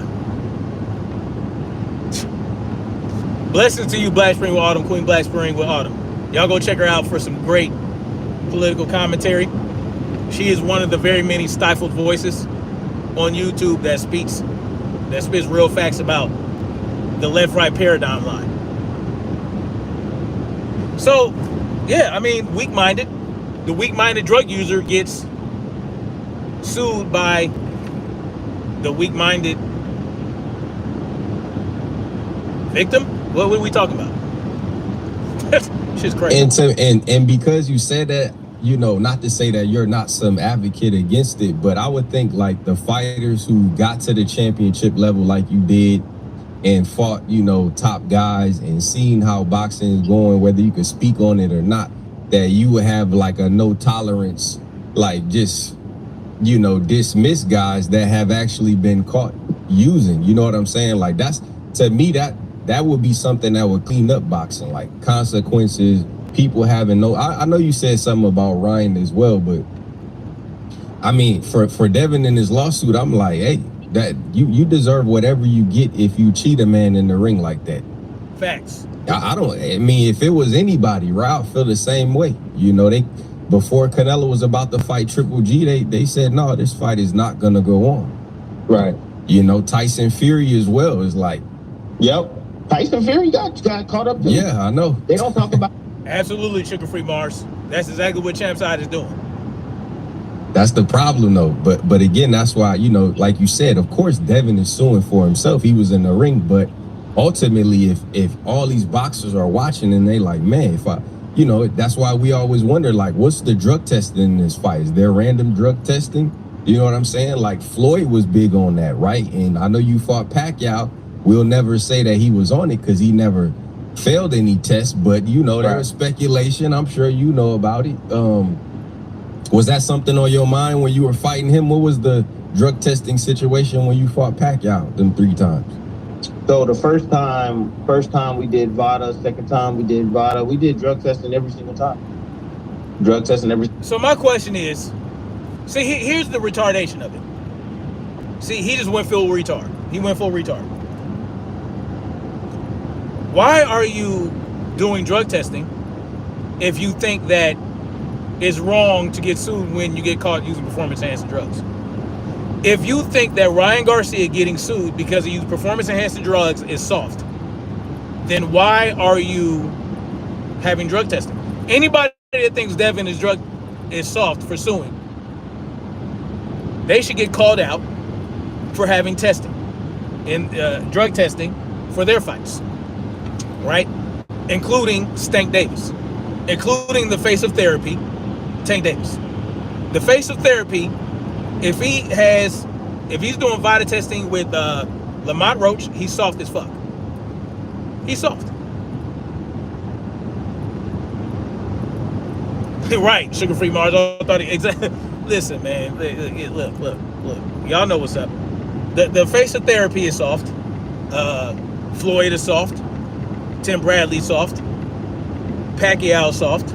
All these guys, according to Tim Bradley's logic, if you have drug testing in your competitions, then you're soft, because what you're basically saying is that a guy, if a guy gets caught breaching the contract, because it's a breach of contract when you get caught using performance-enhancing drugs. When you breach a contract, you are then able to get sued. That's the whole point of having contracts. So Devin Haney is doing what any blue-blooded American, right, would do in the event their contract was breached. They would fucking sue. It's a business decision that hopefully sets a precedent to prevent more breaches of contract. right? Because look, there's real consequences. So, Tim Bradley, you soft as fuck because you participated in drug testing competitions. Yeah, sugar-free Mari is the face of therapy. Rachel Dornaire says, honestly, I think the commission getting 5% of the gate makes it is a conflict of interest. I agree. Because listen, New York State, any state athletic commission is gonna get their bread regardless. They're gonna get their bread, but it's all part of the extortion that exists here in this country, Rachel Dornaire. It's just another form of extortion, right? So that's and that's wild. It's wild that the New York State Athletic Commission did not force Ryan Garcia to pay Devin. And I know people have said, "Oh well, I forgot who said that Devin should have sued." Oh, you know who that fucking was? Oh, this guy. This guy said Devin should be suing the New York State Athletic Commission. No, the New York State Athletic Commission did not cause the damages. You have to sue for damages. The New York State did not cause damages to Devin Haney. You know who said that bullshit? White filibuster. He calls himself Black Truth, but he's really white fiction. I'll call him white fiction, white filibuster, because he likes to yap and yap and yap to belabor the point. White fucking BS, white fibs, white bullshit. That dude. You know what? Anyway, yeah, it's very interesting that the New York State Athletic Commission decided to do that. This is all. There's only a couple more minutes left, y'all. Drug tests that I've been through with a fighter is when they didn't want to do VADA. And a lot of fighters don't want to do VADA because VADA don't allow any kind of percentage of any kind of illegal substance in your system. So there can be some residue in your system with like WADA and USADA. So, and it's a small percentage. And I don't know the percentages, but you can have just minute percentage of the performance enhancement drug in your system. You know, so for me, I'm thinking, yo, if you're smart, that's a byproduct of what they were using, right? Like, it's in their system. I don't care how minute it is. They used it to gain an advantage, and it's in their system. You shouldn't have anything in your system, you know, along the lines of PEDs, period. So when I fought against Marquez was going to pull the plug on the fight because I was adamant about using VADA. What the fuck? I didn't hear this part. What? What are you talking about? You hear this dude?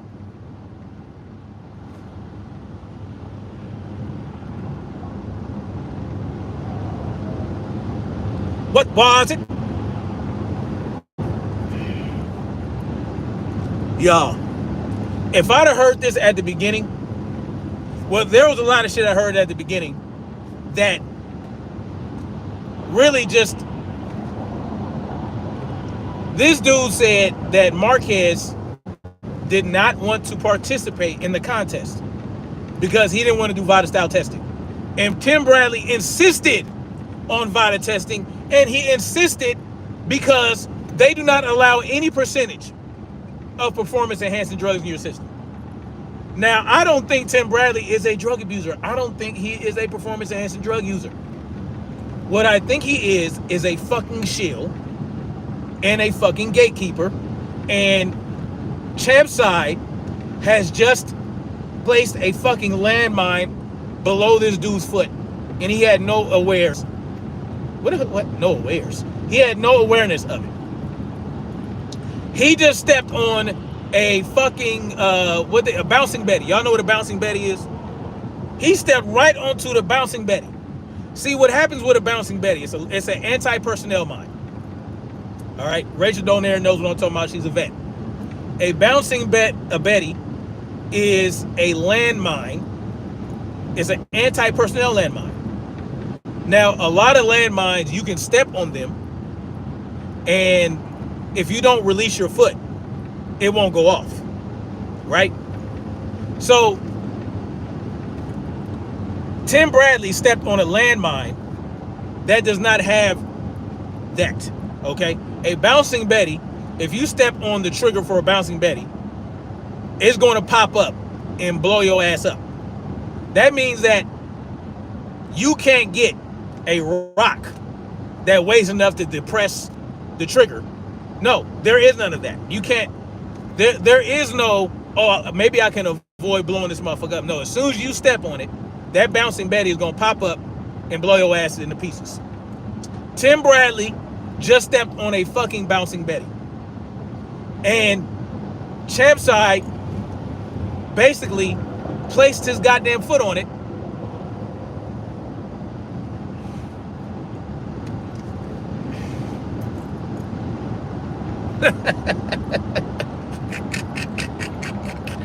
Oh my God, Tim Bradley just stepped on a fucking bouncing Betty, y'all.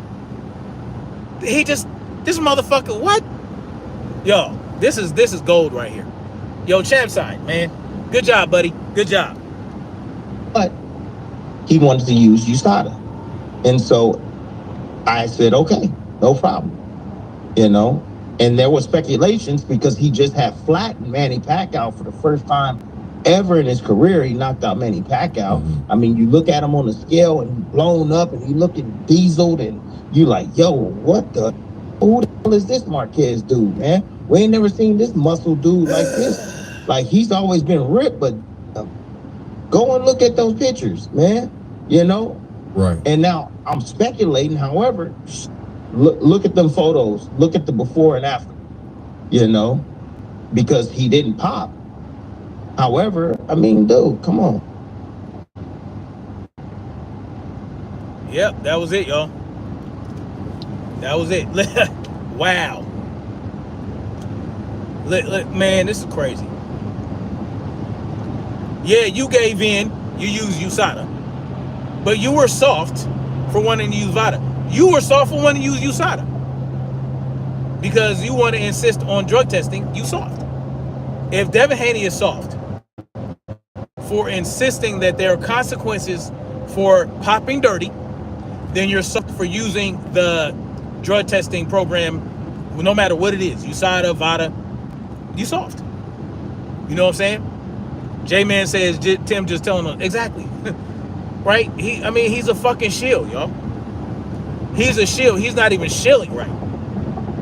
He's not even shilling right because he is not being consistent with his point of view. He is not standing on his fucking nuts as a shield. If you're going to shield, you have to stand on your nuts on your position. You have to stand on your nuts. Right? But he is contradicting himself left and fucking right. Contradicting himself left and fucking right. And this is how you know that he does not believe the shit that he's talking. He doesn't believe any of the shit he's telling Champside right now. Except for when he says shit like, oh, I insisted on VADA. I did this. I wanted this testing. I wanted that testing done.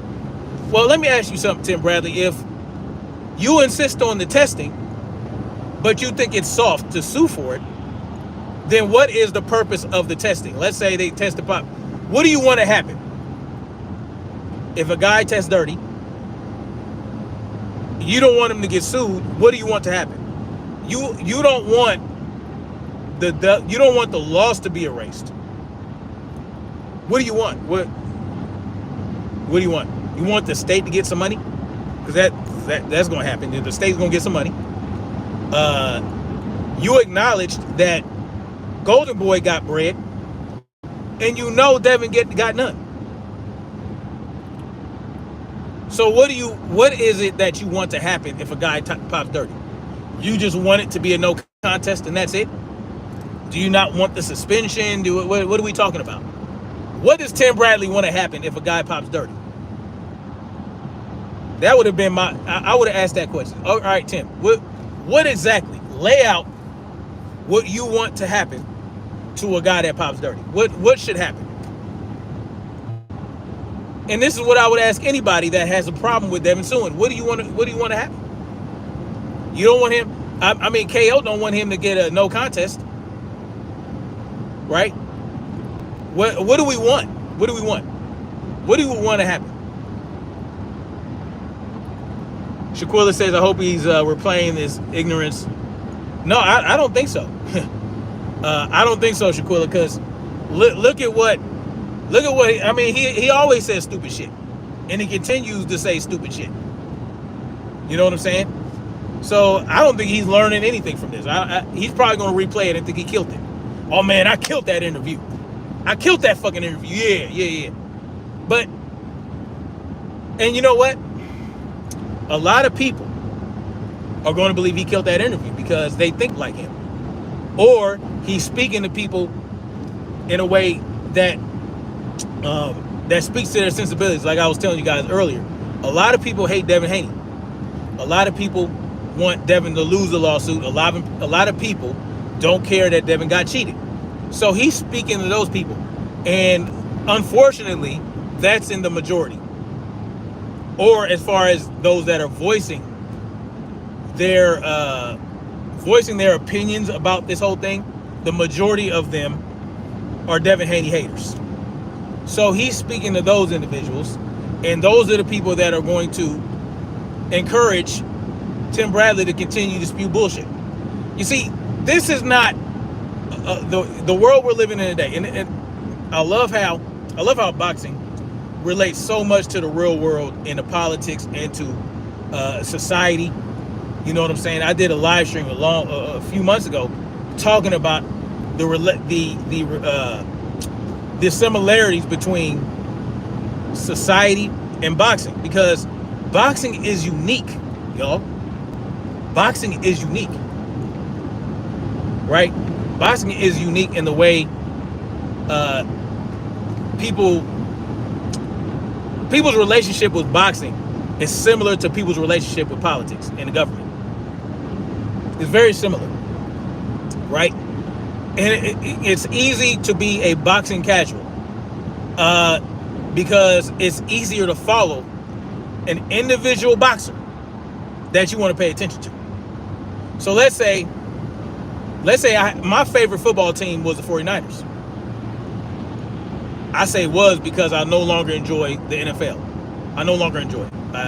So I will always be a 49er fan. But even as a diehard 49er fan, I was a 49er fan since I was 8 years old, right?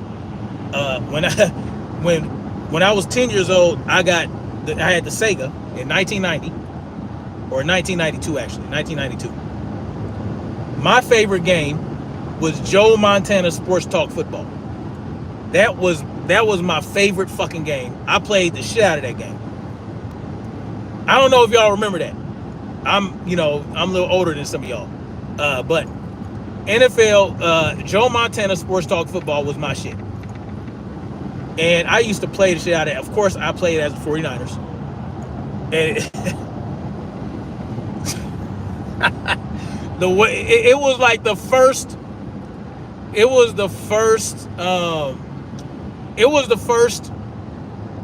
football video game that had actual commentary while you were playing, right? And it was so funny. You would throw a pass, and if the receiver dropped it, the guy who's giving the commentary would say, he dropped it.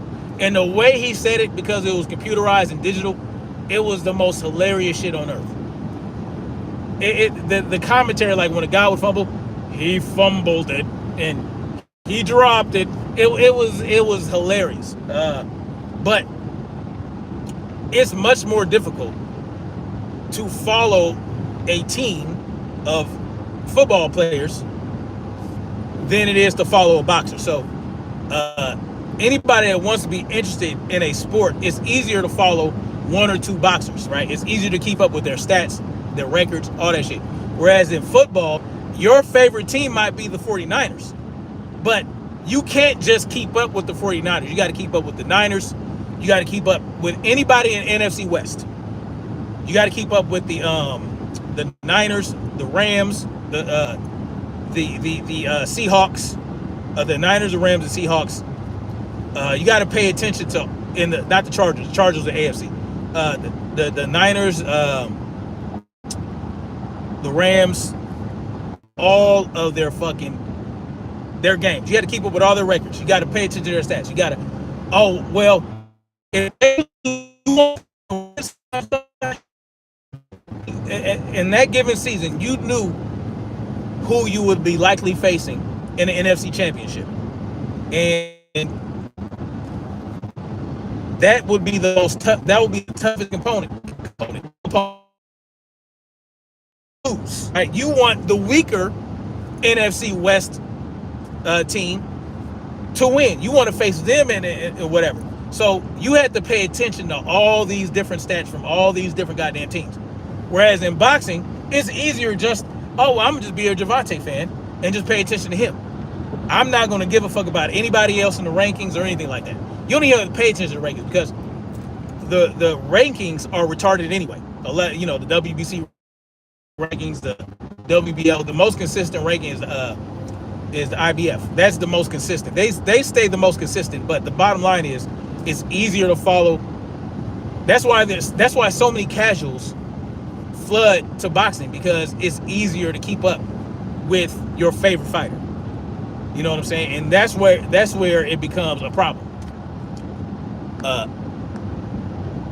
Sugar Free Mars says baby freedom. Yep. Just imagine it. Yep. I loved it. Dude, I was playing NFL Sports Talk, Joe Montana Sports Talk football when the riots were going on, the LA riots. I was in Compton. We lived in Compton, and I remember I was playing Sports Talk football. You know, because of course, naturally, my parents didn't want me to leave the house because even though I was in Compton, you know, it is what it is. Compton was a good distance from where the riots were occurring, but I remember my sister came to the house, my older sister, and she had a trunk full of shit that she had acquired quite a bit of shit from some stores, and she had a trunk full of shit and came to the house. It was just, here you go, hey, come to the trunk. She got me shit, you know what I'm saying? But anyway, yeah, I loved Joe Montana. That was my favorite. Before that, it was Tecmo Bowl, Super Tecmo Bowl. I always played the Giants as the Giants. I was the Giants, or I was San Francisco, of course. Ronnie Lott was the beast on Sports Talk, or on Tecmo Bowl. Ronnie Lott, and then you had LT, Lawrence Taylor, for the Giants. Then you played as Detroit. Their defense was ass, but if you gave Barry Sanders the ball, you was going to the house 9 times out of 10. And then you had Bo Jackson on the Raiders. He was always taking it to the house. He was where Barry Sanders would juke real good. He had great footwork, and Bo Jackson would just bowl over motherfuckers. Bo Jackson was bowling over motherfuckers in Tecmo Bowl. I love Tecmo Bowl. That was my shit too. Oh yeah, oh hell yeah, Big Sis looked out for sure. And I thought my mom was gonna be mad, but she wasn't. My mama was like, okay, for sure, give me some of that. Yeah, she acquired a bunch of shit.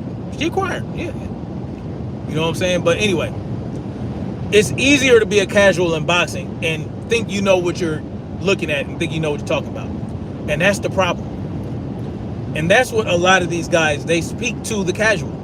Instead of educating the casual, they entertain their misgivings, they entertain their misconceptions, they entertain that shit because they feel like, oh well, if I just entertain their misconceptions and their point of view, and if I entertain their sensibilities, like I was telling y'all earlier, oh well, you know, I'll have a lot of followers, I'll have this, I'll have that, I'll get all these subscribers, and that's a problem.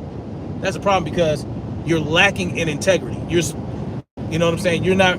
That's the bigger problem.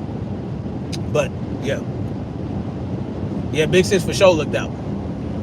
But yeah, man, shout out to Champside for that great interview where he allowed Tim Bradley to step in it. That was a performance by Champside. May he continue to do great things in this here atmosphere. And this, we need more people like Champside and BFTB and guys like that, especially Blue Blood, because Blue Blood gets so much hate for no fucking reason. I don't understand it.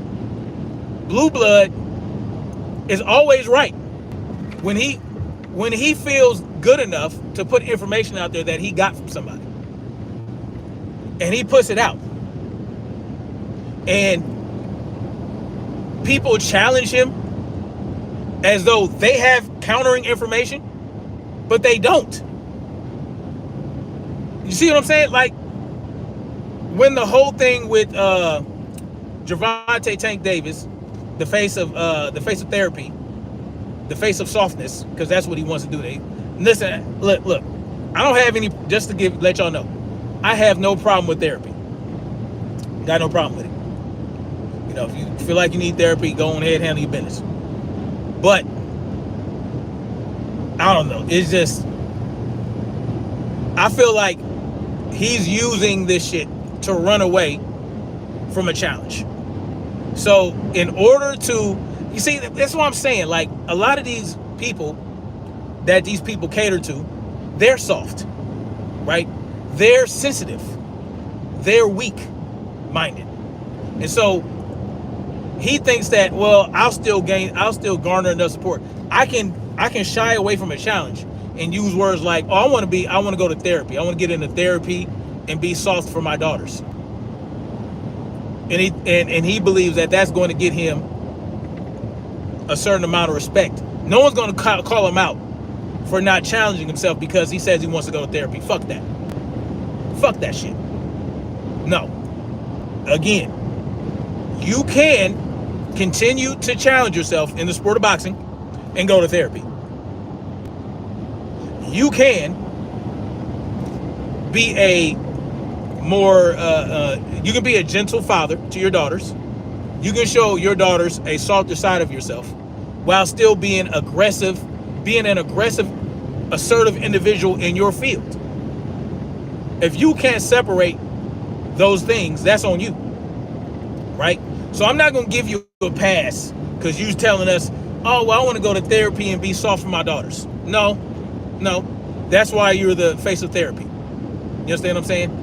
And then, you know, hey, maybe you can encourage other fighters that have gone through similar things as you to get into therapy, and then you'll really be the face of therapy. Imagine how revolutionary that would be. Tank Davis gets into therapy, encourages other boxers to get into therapy to handle their problems. He would actually be the face of therapy. He should try that out. Shaquilla says, if you need help, get it. Why does it need to be a promotion? I don't know. It just, like I said, I think he's doing that so that people won't call him out for not wanting to challenge himself in the sport of boxing. And it worked. You know, it works. Mansa Musa says, he is them facts, bro. That's the goddamn truth. You fucking fighter.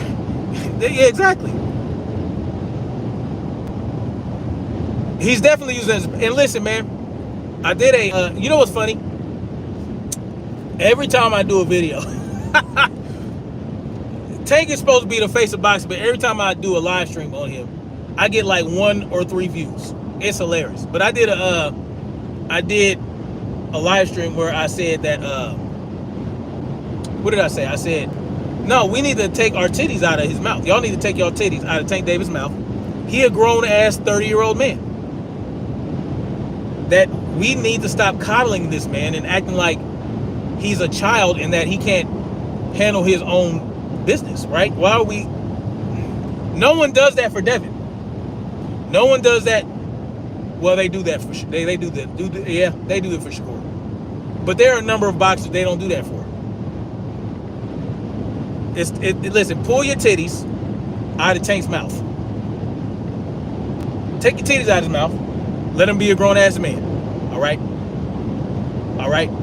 I know if he sits on your lap, he can swing his feet. But that does not mean that you need to keep your titty in his mouth. All right? Take your titties out of his mouth and let him be a grown-ass man. But anyway, I mean, the face of therapy, he said that, you know, he wants to, listen, you don't have to give up boxing to go to therapy. You don't have to give up boxing to be gentle to your daughters, right? Because in my field is very competitive. I'm in construction, and I'm a manager. I am a QA/QC manager for my company. It's very competitive, but I can be assertive at work, which I have been. As a matter of fact, as of lately, I have been having to be very assertive and aggressive in my position because I got motherfuckers trying to challenge me, and I put that shit to rest on Friday. I think it was Thursday. I put that shit to bed because they were trying to act like I wasn't doing something I was doing, and yeah, I shut that shit down. But I can go home to my daughter that same day and be a gentle father to my daughters, and be a great leader to my sons and my whole family. Right? I can do that. I can do that. I have the capability. But you know, Tank has a journey he has to go on for himself, and that's okay. I mean, you know, that's his decision. But I'm not going to give him a pass from not challenging himself because he wants to go to therapy. That's not, no. And if you want to retire, go ahead, retire. Fight Lamar Roach and quit fighting. Simple. I have no problem with Gervonta Tank Davis retiring. Go ahead and retire. Reggie on there says, LOMO, I just got back on and I heard taking titties out of someone's mouth. Yeah. I was saying that people need to take their titties out of Tank Davis's mouth. That's all. I said that I know he can, if he sits on your lap, he can swing his feet. But that don't mean you got to keep a titty in his mouth. I know, yeah. I mean, because people coddle him. He's 30 fucking years old. He's 30 years old. I mean, come on now. He's 30. When I was 30 years old, I had my first child when I was 30. I had my first child when I was 30. And I had to succeed or fail on my own merit. I already had some level of success. But the bottom line is, at 30 years old, I was just starting, basically, my journey in my career. You know what I'm saying? I've been in the trade for 18 years. I did 2 years when I turned 18. When I turned 18, I did 2 years as a pre-apprentice in the electrical field. Then I joined the military, and then later on I got back into electrical when I was 28. So I was an apprentice for 2 years before I was 30 years old. I had just started my career. Just started my career at 30 years old, basically. Now I have been in the trade for 18 years or something like that, 16, 18 years. And I mean, if I wanted to be done, I could be done, right? But the bottom line is, no one was going to give me an excuses if I failed. No one. Hell, when I was 20, when I was 18, I was on my own. When I was 16, I was on my own. My mama kicked me out of the house. I was a badass. I was bad. They sent me to therapy when I was 14 years old. And the therapist said I was uncorrigible. Uncorrigible meaning I don't fucking listen.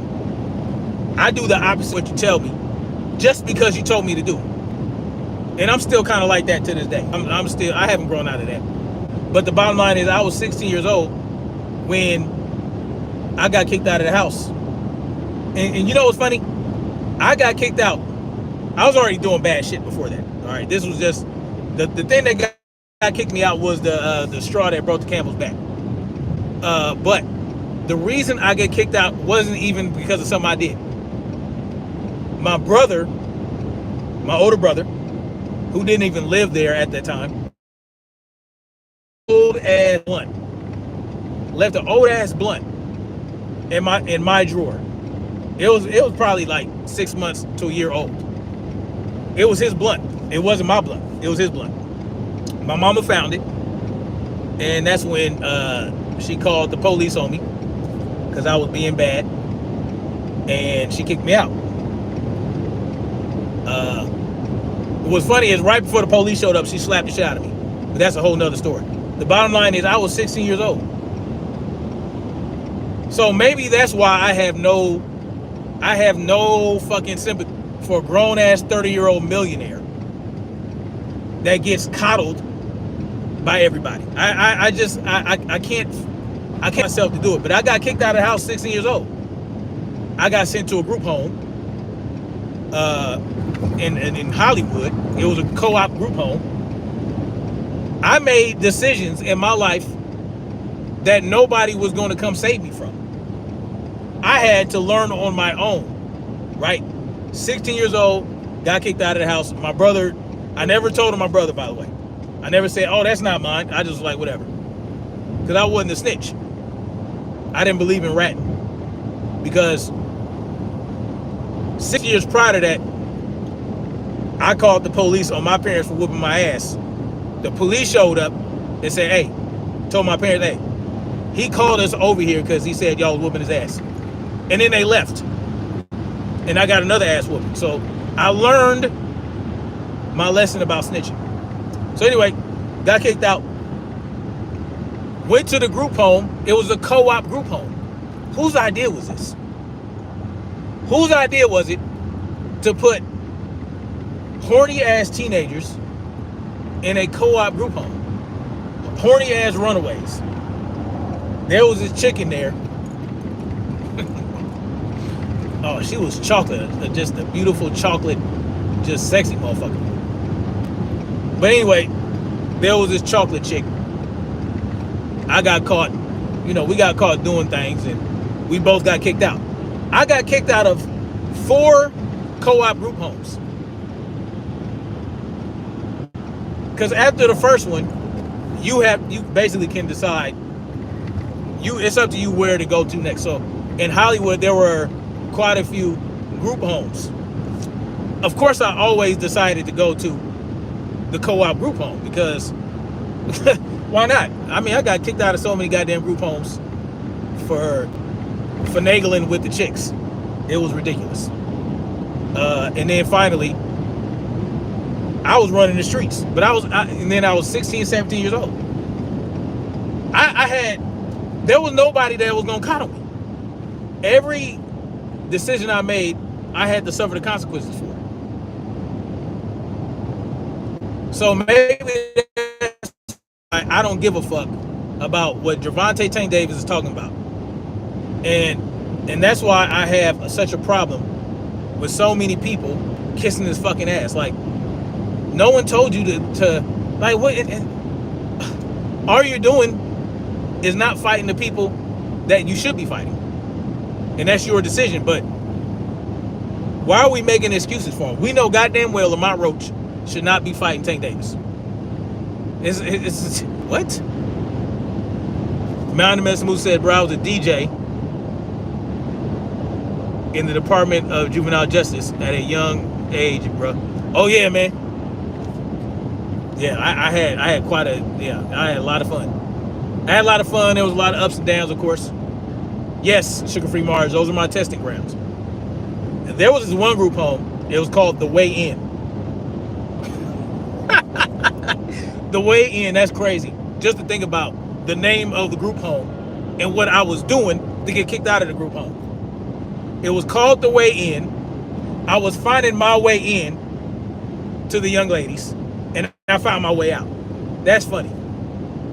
So this one group home, there was a chick. She was like 18, 20 years old, 18 or somewhere around that age, and she was an actual counselor, and she was the overnight counselor. So naturally, if you're in these group homes, you have overnight counselors.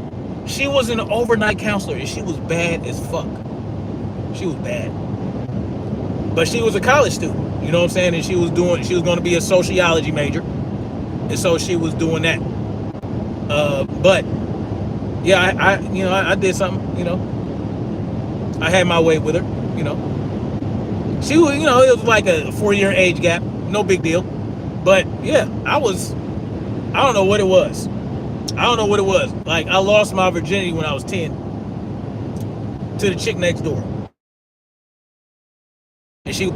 And I was 10 years old. She was 12.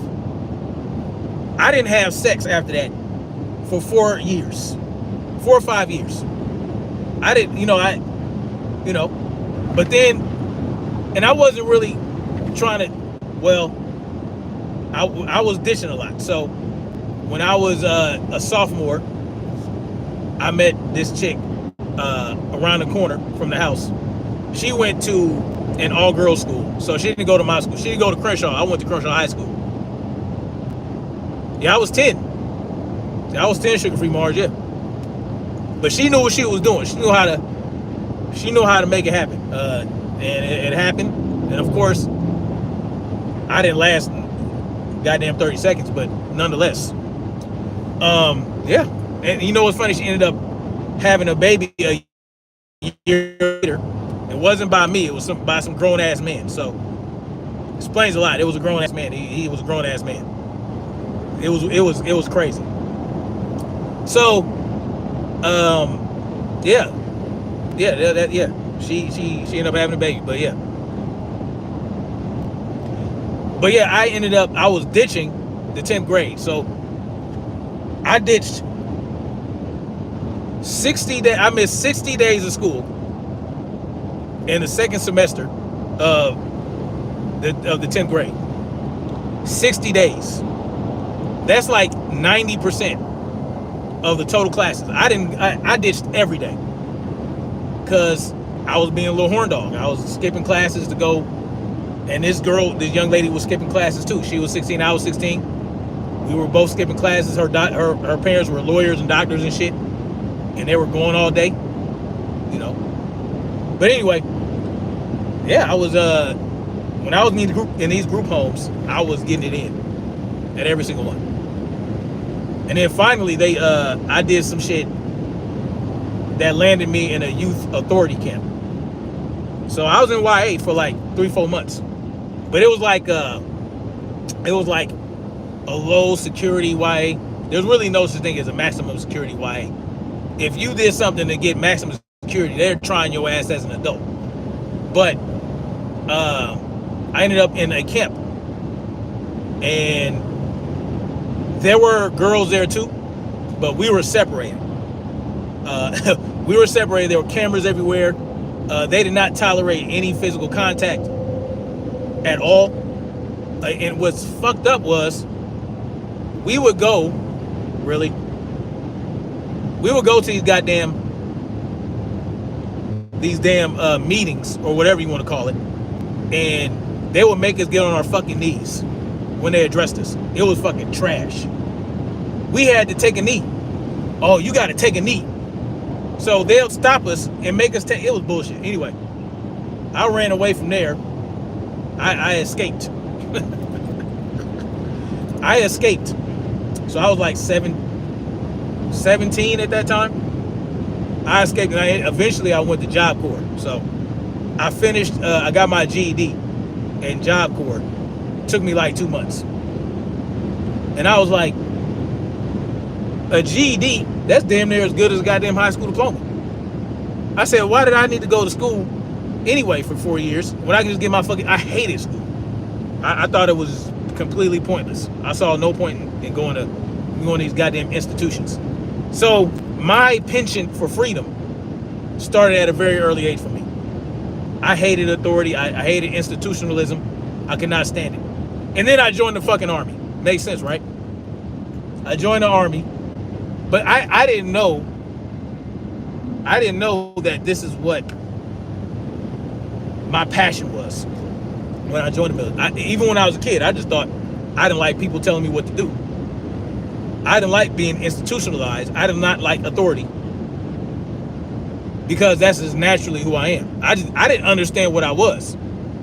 I didn't understand I was an anarchist until I got older. But I exercised free will at every opportunity. Even in the Army. When I was in the Army, I got smoked all the goddamn time. I was always getting smoked for being a smart ass, for not doing what I was told, whatever. Now, it wasn't all the time, but when I didn't feel like doing something, I let it be known, and I did not do that something that they wanted me to do. And that got me in a lot of trouble. Yes. You know what's funny, Sugar Free Mars? That you say Ogun spirit. That is fucking hilarious. Because I was getting into Ifa, and there was this priestess. Her name was Nolitando. When I was telling you guys about the Hotep two-step group that I got into it, that I fell in with when I was 24 when I got out the military. I met this young lady. Her name was Nolitando. She was an Ifa priestess, full-fledged. And she told me I was Ogun. She told me that. She said I had Ogun and Yamaya. Yes. She called me an Ogun spirit. Yes, she did. Oh, you practice Vodun? That's what's up. Yeah, that's what's up. I'm very familiar with the Ifa spirits. I'm very familiar with that. Ogun, Oshun, Yemaya, and the others, you know. Oshun was my weakness. So Oshun women are my weakness. Oh, you have Ogun as well? That makes sense. And just so you know, Sugar Free Mars, my real name is Marcus. So my name is the God of War. That's what my name means. So it's very fitting that you are Sugar Free Mars. And that's why you're my Wi-Fi wife. But anyway, yes, Ogun and Yemaya. But I was weak to Oshun women. So that's what the priestess, she didn't actually do my reading. She had a Papa do it, or Baba. I forgot his name. Baba something. I forgot his name. That was way back in like 2008, somewhere around there. Somewhere around 8, when I was 2008. But he did a reading for me. And he said I was, well, she already said I was Ogun, Oshun. You know, Ogun, Yemaya, and then I was weak. My weakness was Oshun women, and that I needed to stay away from Oshun women. Yeah, he did my reading and all that, and said the same thing. But he was spot on with my reading, very spot on. Yes, indeed. So I'm very familiar. Oh, Minor Mansa Musa, you too? That's what's up. Yes, the Orishas. Yes, I love the Orisha spirits. As a matter of fact, well, this is kind of like a spoiler, but it really isn't. The universe I'm creating in the books that I'm writing, and I already published one book, the universe that I'm creating is centered around Orishas, but you know, I take it to another level, basically. Y'all will see. You'll see. But the universe I'm creating is heavily influenced by the Orishas. Real shit. But yeah, so yeah, man, I was weak to Oshun women. So what they were telling me was, because Oshun women are very sensual, they're very like honeyed. You know, I don't know if you guys are familiar with the story about how if the only person or the only other Orisha that could draw out Ogun was Oshun, because she would, I think her color was gold or something like that, gold or red. Ogun was green, but Oshun would stand out because Ogun was a man of nature. Ogun is a nature god, so he's a god of steel, basically, and earth, So he was heavily into steel and war and all, and being a warrior. He's a warrior. He is into nature. So, and he lived in the woods. He was basically of the woods, and steel was his metal. Like he had, basically. And the only other god or Orisha that could draw out Ogun was Oshun. But even she had to stand naked, right? She had to stand naked outside of the woods and pour honey over herself. So she poured honey all over herself, and that would bring Ogun out of the woods. Sugar Free Mars says the Vodun I practice is from Haiti. Yes, yes, that is the one. The one I was going to get into was Haitian in nature. But it has roots in Nigeria, I believe. Okay, Oshun is called Urzuli. Okay. Yeah. But you know what? I think so Ifa, all that. I was actually going to become a Ifa priest. I was actually going to because Nola Tondo, she really wanted me to become initiated into the Ifa. She felt like I had the potential to be a great priest. But, it cost. There was a lot of money involved. Thousands of dollars in order to be initiated. Yes, the Congo as well, yes. So I was like, I don't know about all that. I didn't feel like I wanted to spend the money to get into Ifa like that. So yeah. But I mean, not to say I didn't believe in it. I definitely believed in it. I just didn't. I was just starting to make a family. You know what I'm saying? And there was a lot of time that you had to dedicate to it that I didn't feel I had time or money to give at that point in time to invest. Because it's an investment for sure. It's an investment. It's not something that you do lightly. You have to. And Nola Tondo, she was single, right? She was single, didn't have no kids, never had kids. She was a virgin when I met her. She was older than me. She was in her 30s and was a fucking virgin when I met her. So, I don't know if she's still a virgin, but she was fooling around with my brother. But all she did was give him head. But that's another story. Anyway, yeah, she was she didn't have any obligations like that. So she didn't have any other commitments. But it's a hell of a commitment. Like, you have to commit yourself to that. I just didn't have it. I didn't have it in me. But I was definitely heavily involved. As a matter of fact, she did a ritual. I can't talk, we can't get into details about it, about the rituals that we do. But she did a ritual for me. And it was very, very, I felt a great shift of energy when I experienced it. Like, she was great. She did great work, great energy work. And she was a massage therapist. Oh my God. To this day, I have not had a better massage therapy experience. Her massages were like, it was like your whole body busted a nut when she massaged you. And it was nothing sexual about it. But that's the level of euphoric feeling you got from her body work. Her body work was excellent. It was amazing. But then she moved to North Carolina. Anyway, yeah.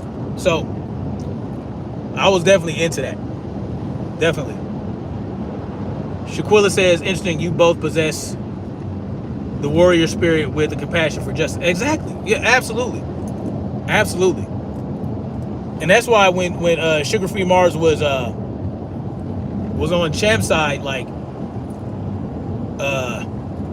now y'all, don't think I'm weird, but when she was on Champside going in, I was in the car with my wife, and I told her, I said, see, that's why she's my Wi-Fi wife. And my wife laughed. My wife don't be tripping on shit like that. My wife is very different than most other men's wives. So she wasn't tripping. So she definitely knows Sugar Free Mars is my Wi-Fi wife. But she laughed, and she was like, damn, she going in. I was like, yep. So for sure. Yeah, absolutely. Yeah, the principal Ogun is a warrior ship for sure.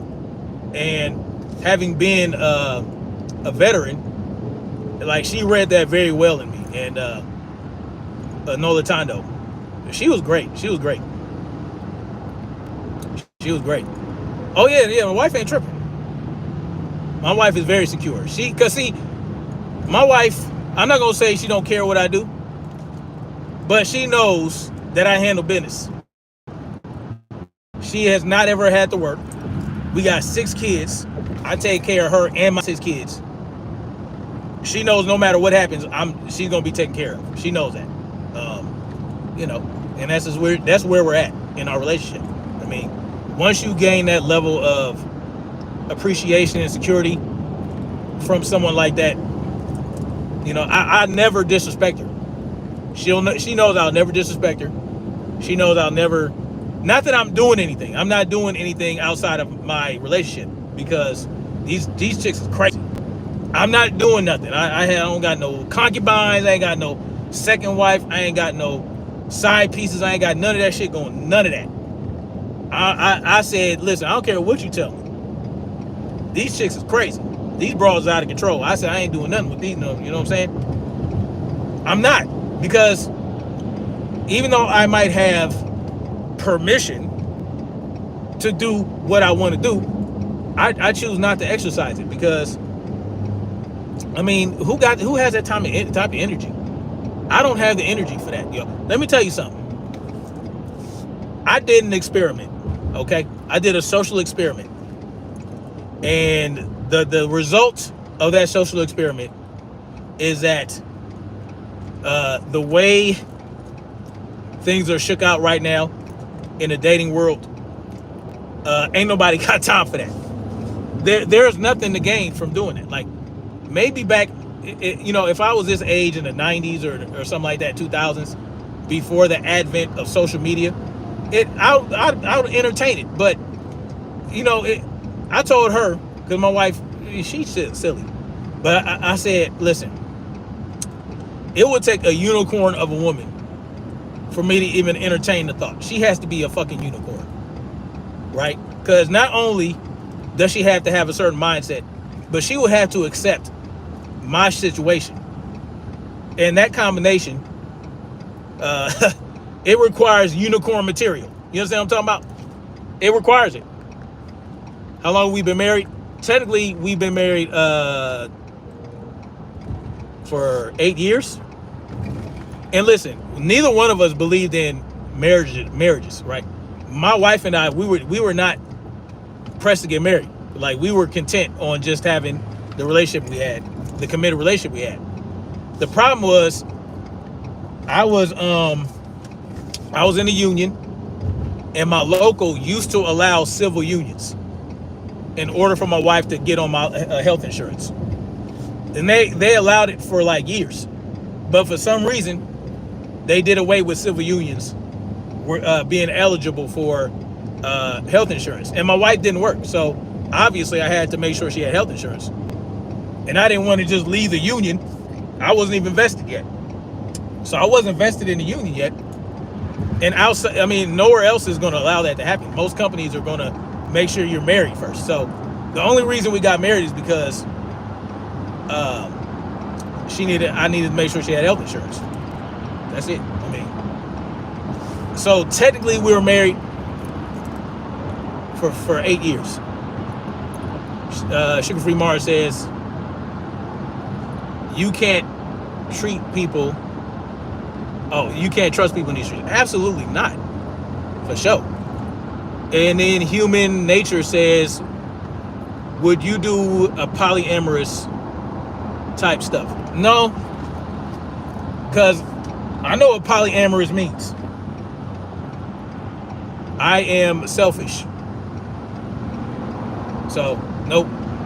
Because polyamorous means that the woman can also do her thing. And no, hell no. Nope. I ain't gonna be able to do it. I can't do it. I won't do it. Nope. But that's just, that's part of my warrior spirit. That's part of my That is what it is. Not that I own that woman. It's just that if that woman decides to deal with me in that regard, then that is something that she has to accept. But see, again, I'm not exercising these things that I can exercise because of how society is right now and the energy that is involved. And there is no return on your investment. Mind the Man Samusa says, I want a poly, but they have to be an awoken queen. For sure, it's absolutely. An awoken queen is going to understand the situation. That's what I'm talking about. A unicorn, a goddamn unicorn. You know what I'm saying? But I mean, I understand it. Like women, a lot of women don't want to share, and that's perfectly fine. I mean, I don't blame them. And you know what's funny? Oh, Queen Kamira was good. Sister Kamira in the building. Y'all check her out too. Check out her channel. She has a great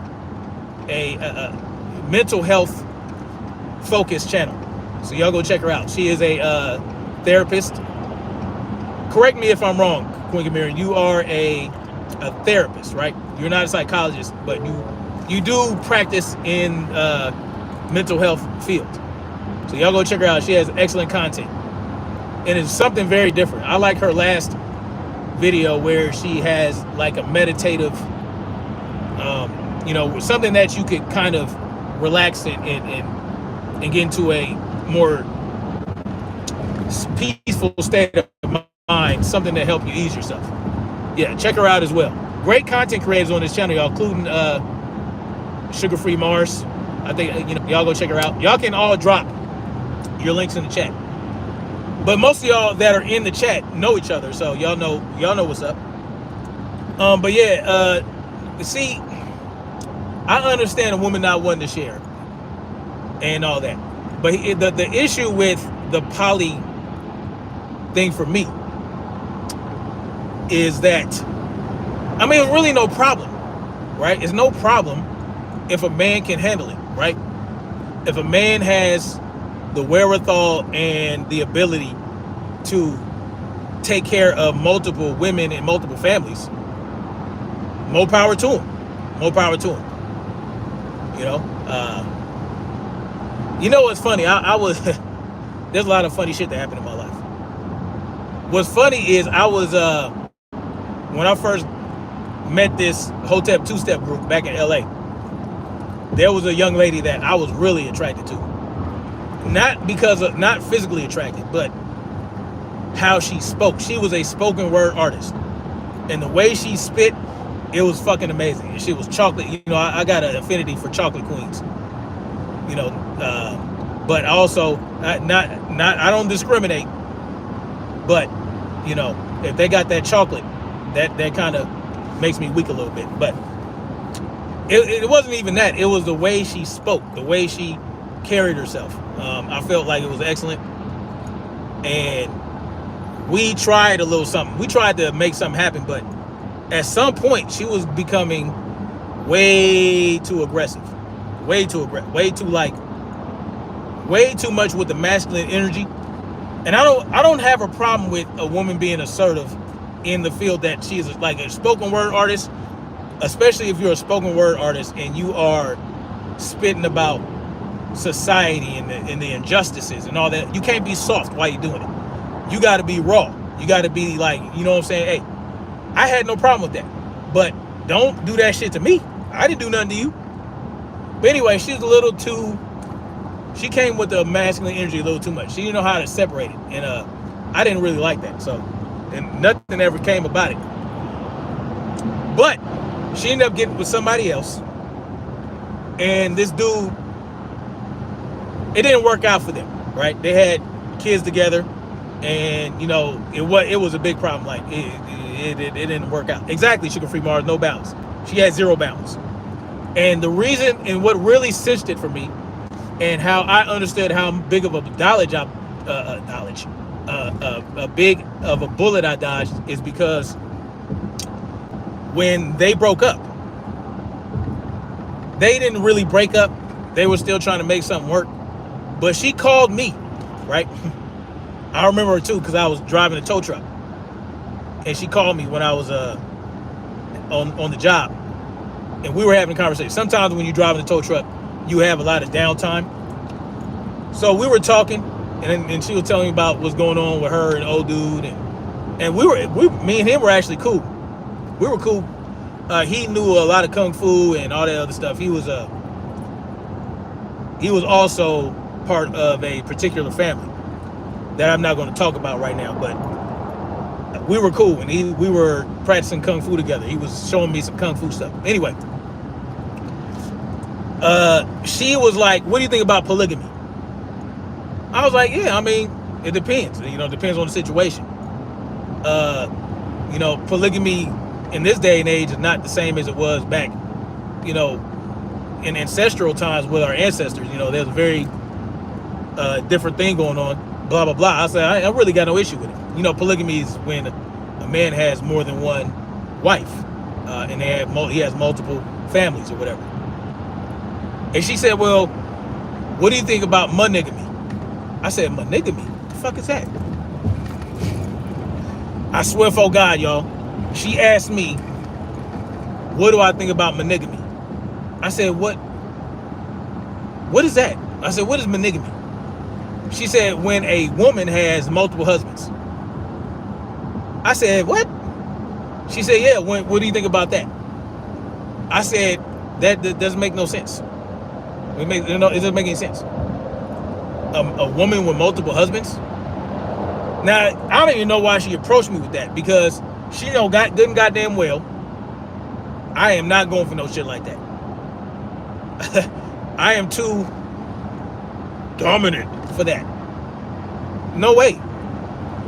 She said, yeah.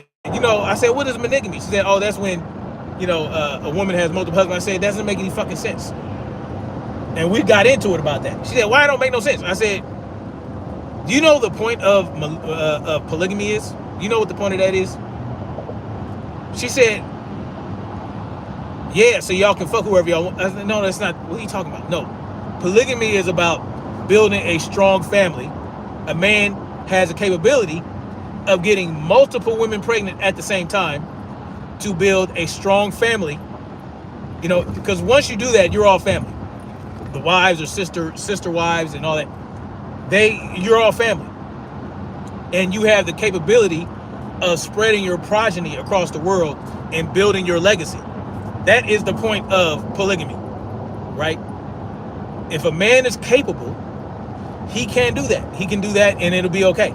And it can be very successful. You know what I'm saying? And once your children go out and create their own families, your bloodline is strong. That's the whole point of polygamy. With what you're talking about, this monogamy, which ain't even a fucking word, a woman can only get pregnant once a year. At the very most. And if she has multiple husbands, those husbands are assed out. You don't even know whose kid that is. So you are limiting the man from being able to build their legacy, because you can only get pregnant at most once a year, and the other men are assed out. They're assed out. Whose child? What are you talking about? It doesn't make any fucking sense. Oh, she was hot. Cause I know what she was doing. She wanted me to be with her at the same time as her goddamn baby daddy. I wasn't going for it.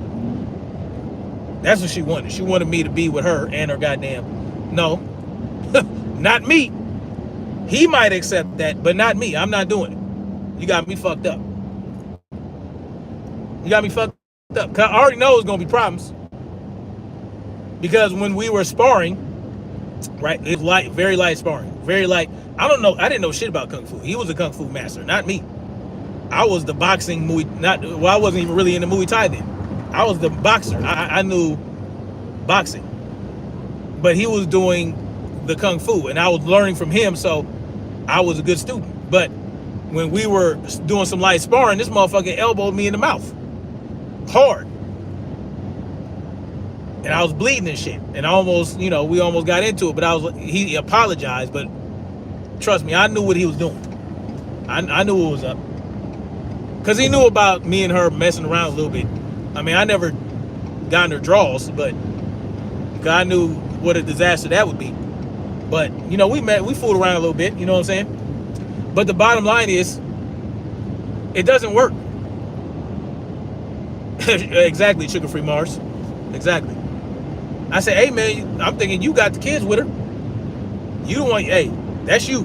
Don't even worry about me pimping. But that's I mean, it didn't make any sense. Of course he did it on purpose. You know, but he was a passive aggressive dude. He hell of an athlete. You know what I'm saying? He was a beast with that kung fu. But you know what I'm saying? Yeah. But he wasn't aggressive. He was very, very submissive to her. She was the dominant in that relationship. She wore the pants. He was very submissive. She gave him rules. He couldn't smoke weed. He couldn't do this. He couldn't do that. And he couldn't get a job. So she was on his ass. Like, she was very disrespectful to him in front of people, like openly disrespectful. And when I knew I couldn't fuck with her like that, we went to this place. Oh, that's what's up, Queen Camary. Have fun at work.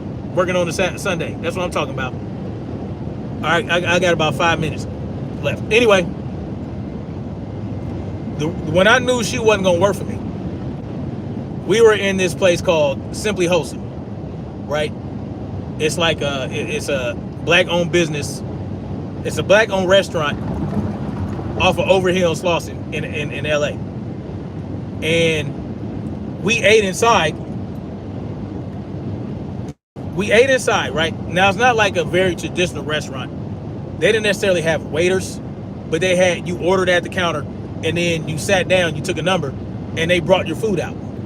Okay? And when we left, I didn't throw my shit in the trash. Right? I left it on the table. Because they got people that come around and clear the table. But she threw her shit away. We got all the way outside. And she was like, oh, you need to go back and throw your shit in the trash. I said, huh? She said, yeah, you need to go throw your shit in the trash. I said, who the fuck you talking to? I said, hold on, killer. And not like that. You know, I was like, well, actually kind of like that. I said, why do I need to do that? She said, because it's not nice, or whatever the fucking reason it was. Oh, you should just throw your shit in the trash. You shouldn't have these people cleaning up after you. I said, that's their job. They get paid. That's their job. They come and clear the table. Why do I need to throw the shit in the trash? They can come do it. So she was trying to sun me into throwing I said, no, I'm not doing it. I said, no. I said, if you feel that strongly about it, you can go in there and throw the shit in the trash yourself. I'm not doing it because I frequented this place every other day. I contributed to this business a whole lot of money over the years. They can throw the trash away. It's okay. You know what I'm saying? So at that point I knew. I said, hell no. Hell no, can I deal with this? Now, I'm not saying that a woman can't tell me stuff or make suggestions or, you know, counsel me or anything like that. But you're not about to, and it wasn't just us. We were with friends. And I said, you're not about to, no, this ain't going down. You know? And so at that point in time, I was like, nah, I can't fuck with you on that level, because you trying to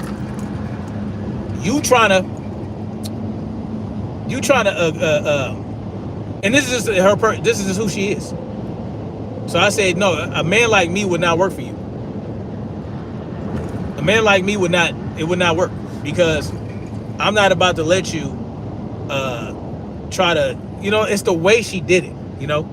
It was the way she did it, very masculine energy, like, hey, yo, you need to go throw that shit in the trash. What? I don't let dudes talk to me like that. What you think you gonna do that for? Hell no. I said, didn't y'all tell you I was incorrigible? This ain't how. No. This is not how you do it. It would take feminine energy works better. If she would have grabbed my hand or like rubbed my hand and said, hey, you know, I don't know. I don't know if you should have left the trash on the. I said, maybe you should have threw that shit, threw your stuff in the trash. Maybe, you know, I don't know. It just seems wrong. It's something, you know, whatever. I would not have had a problem with that. I wouldn't have had a problem with that. I probably would have still said no.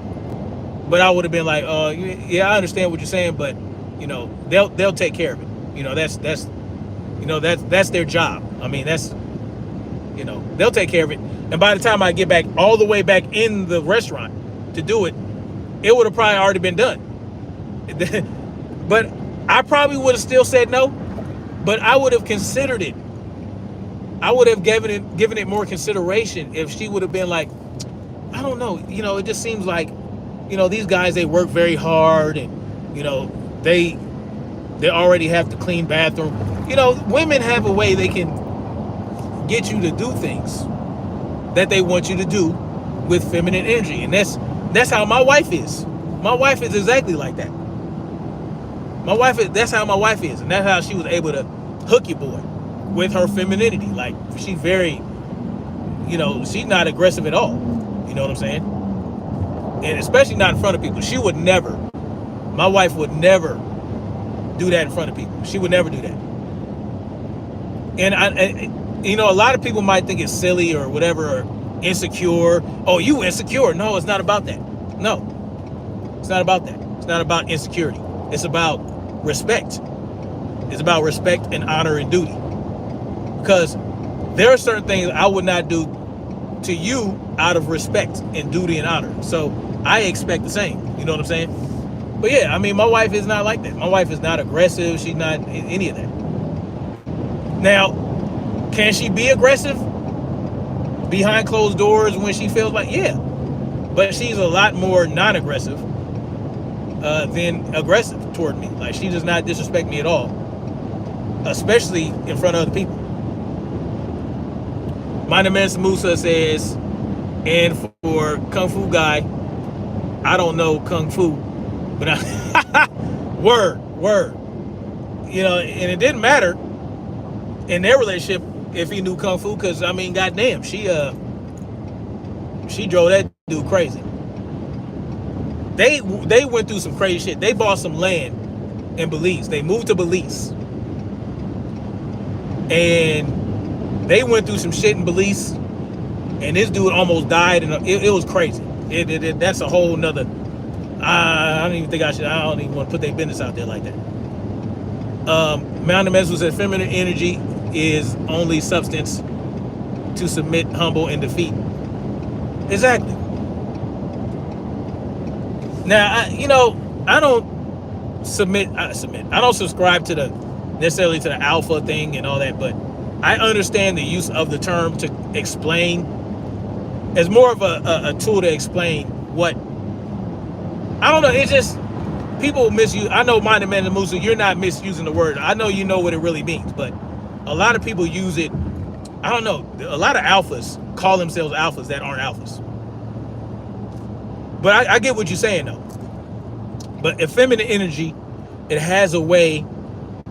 It's just amazing. Like, any straight dude that loves women, they understand it, right? Masculine energy just turns me off.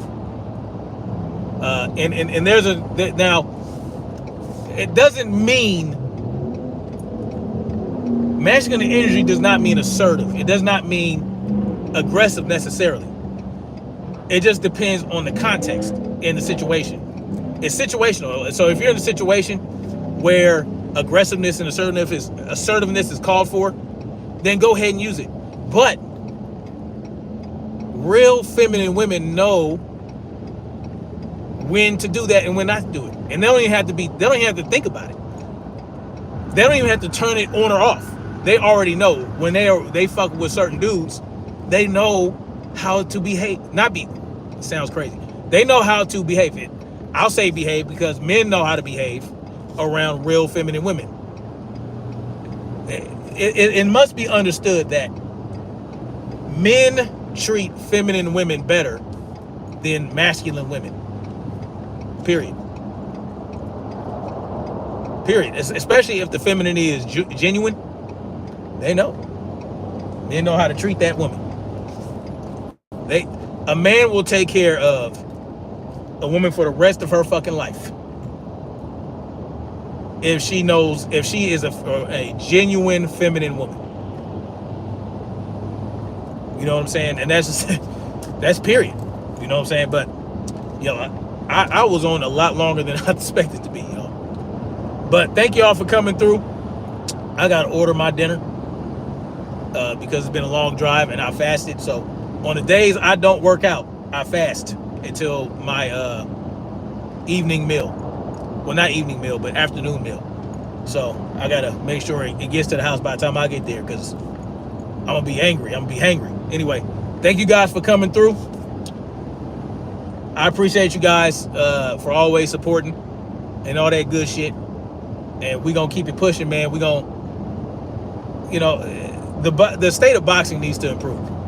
That's the bottom line. And guys like Tim Bradley are not making it easy. They're not making it easy because they're pushing this propaganda and ridiculous talking points that really just puts a hamper on things. But y'all know what's up. Anyway, thank you guys. Much love, like, share, subscribe. Thank you guys for coming through.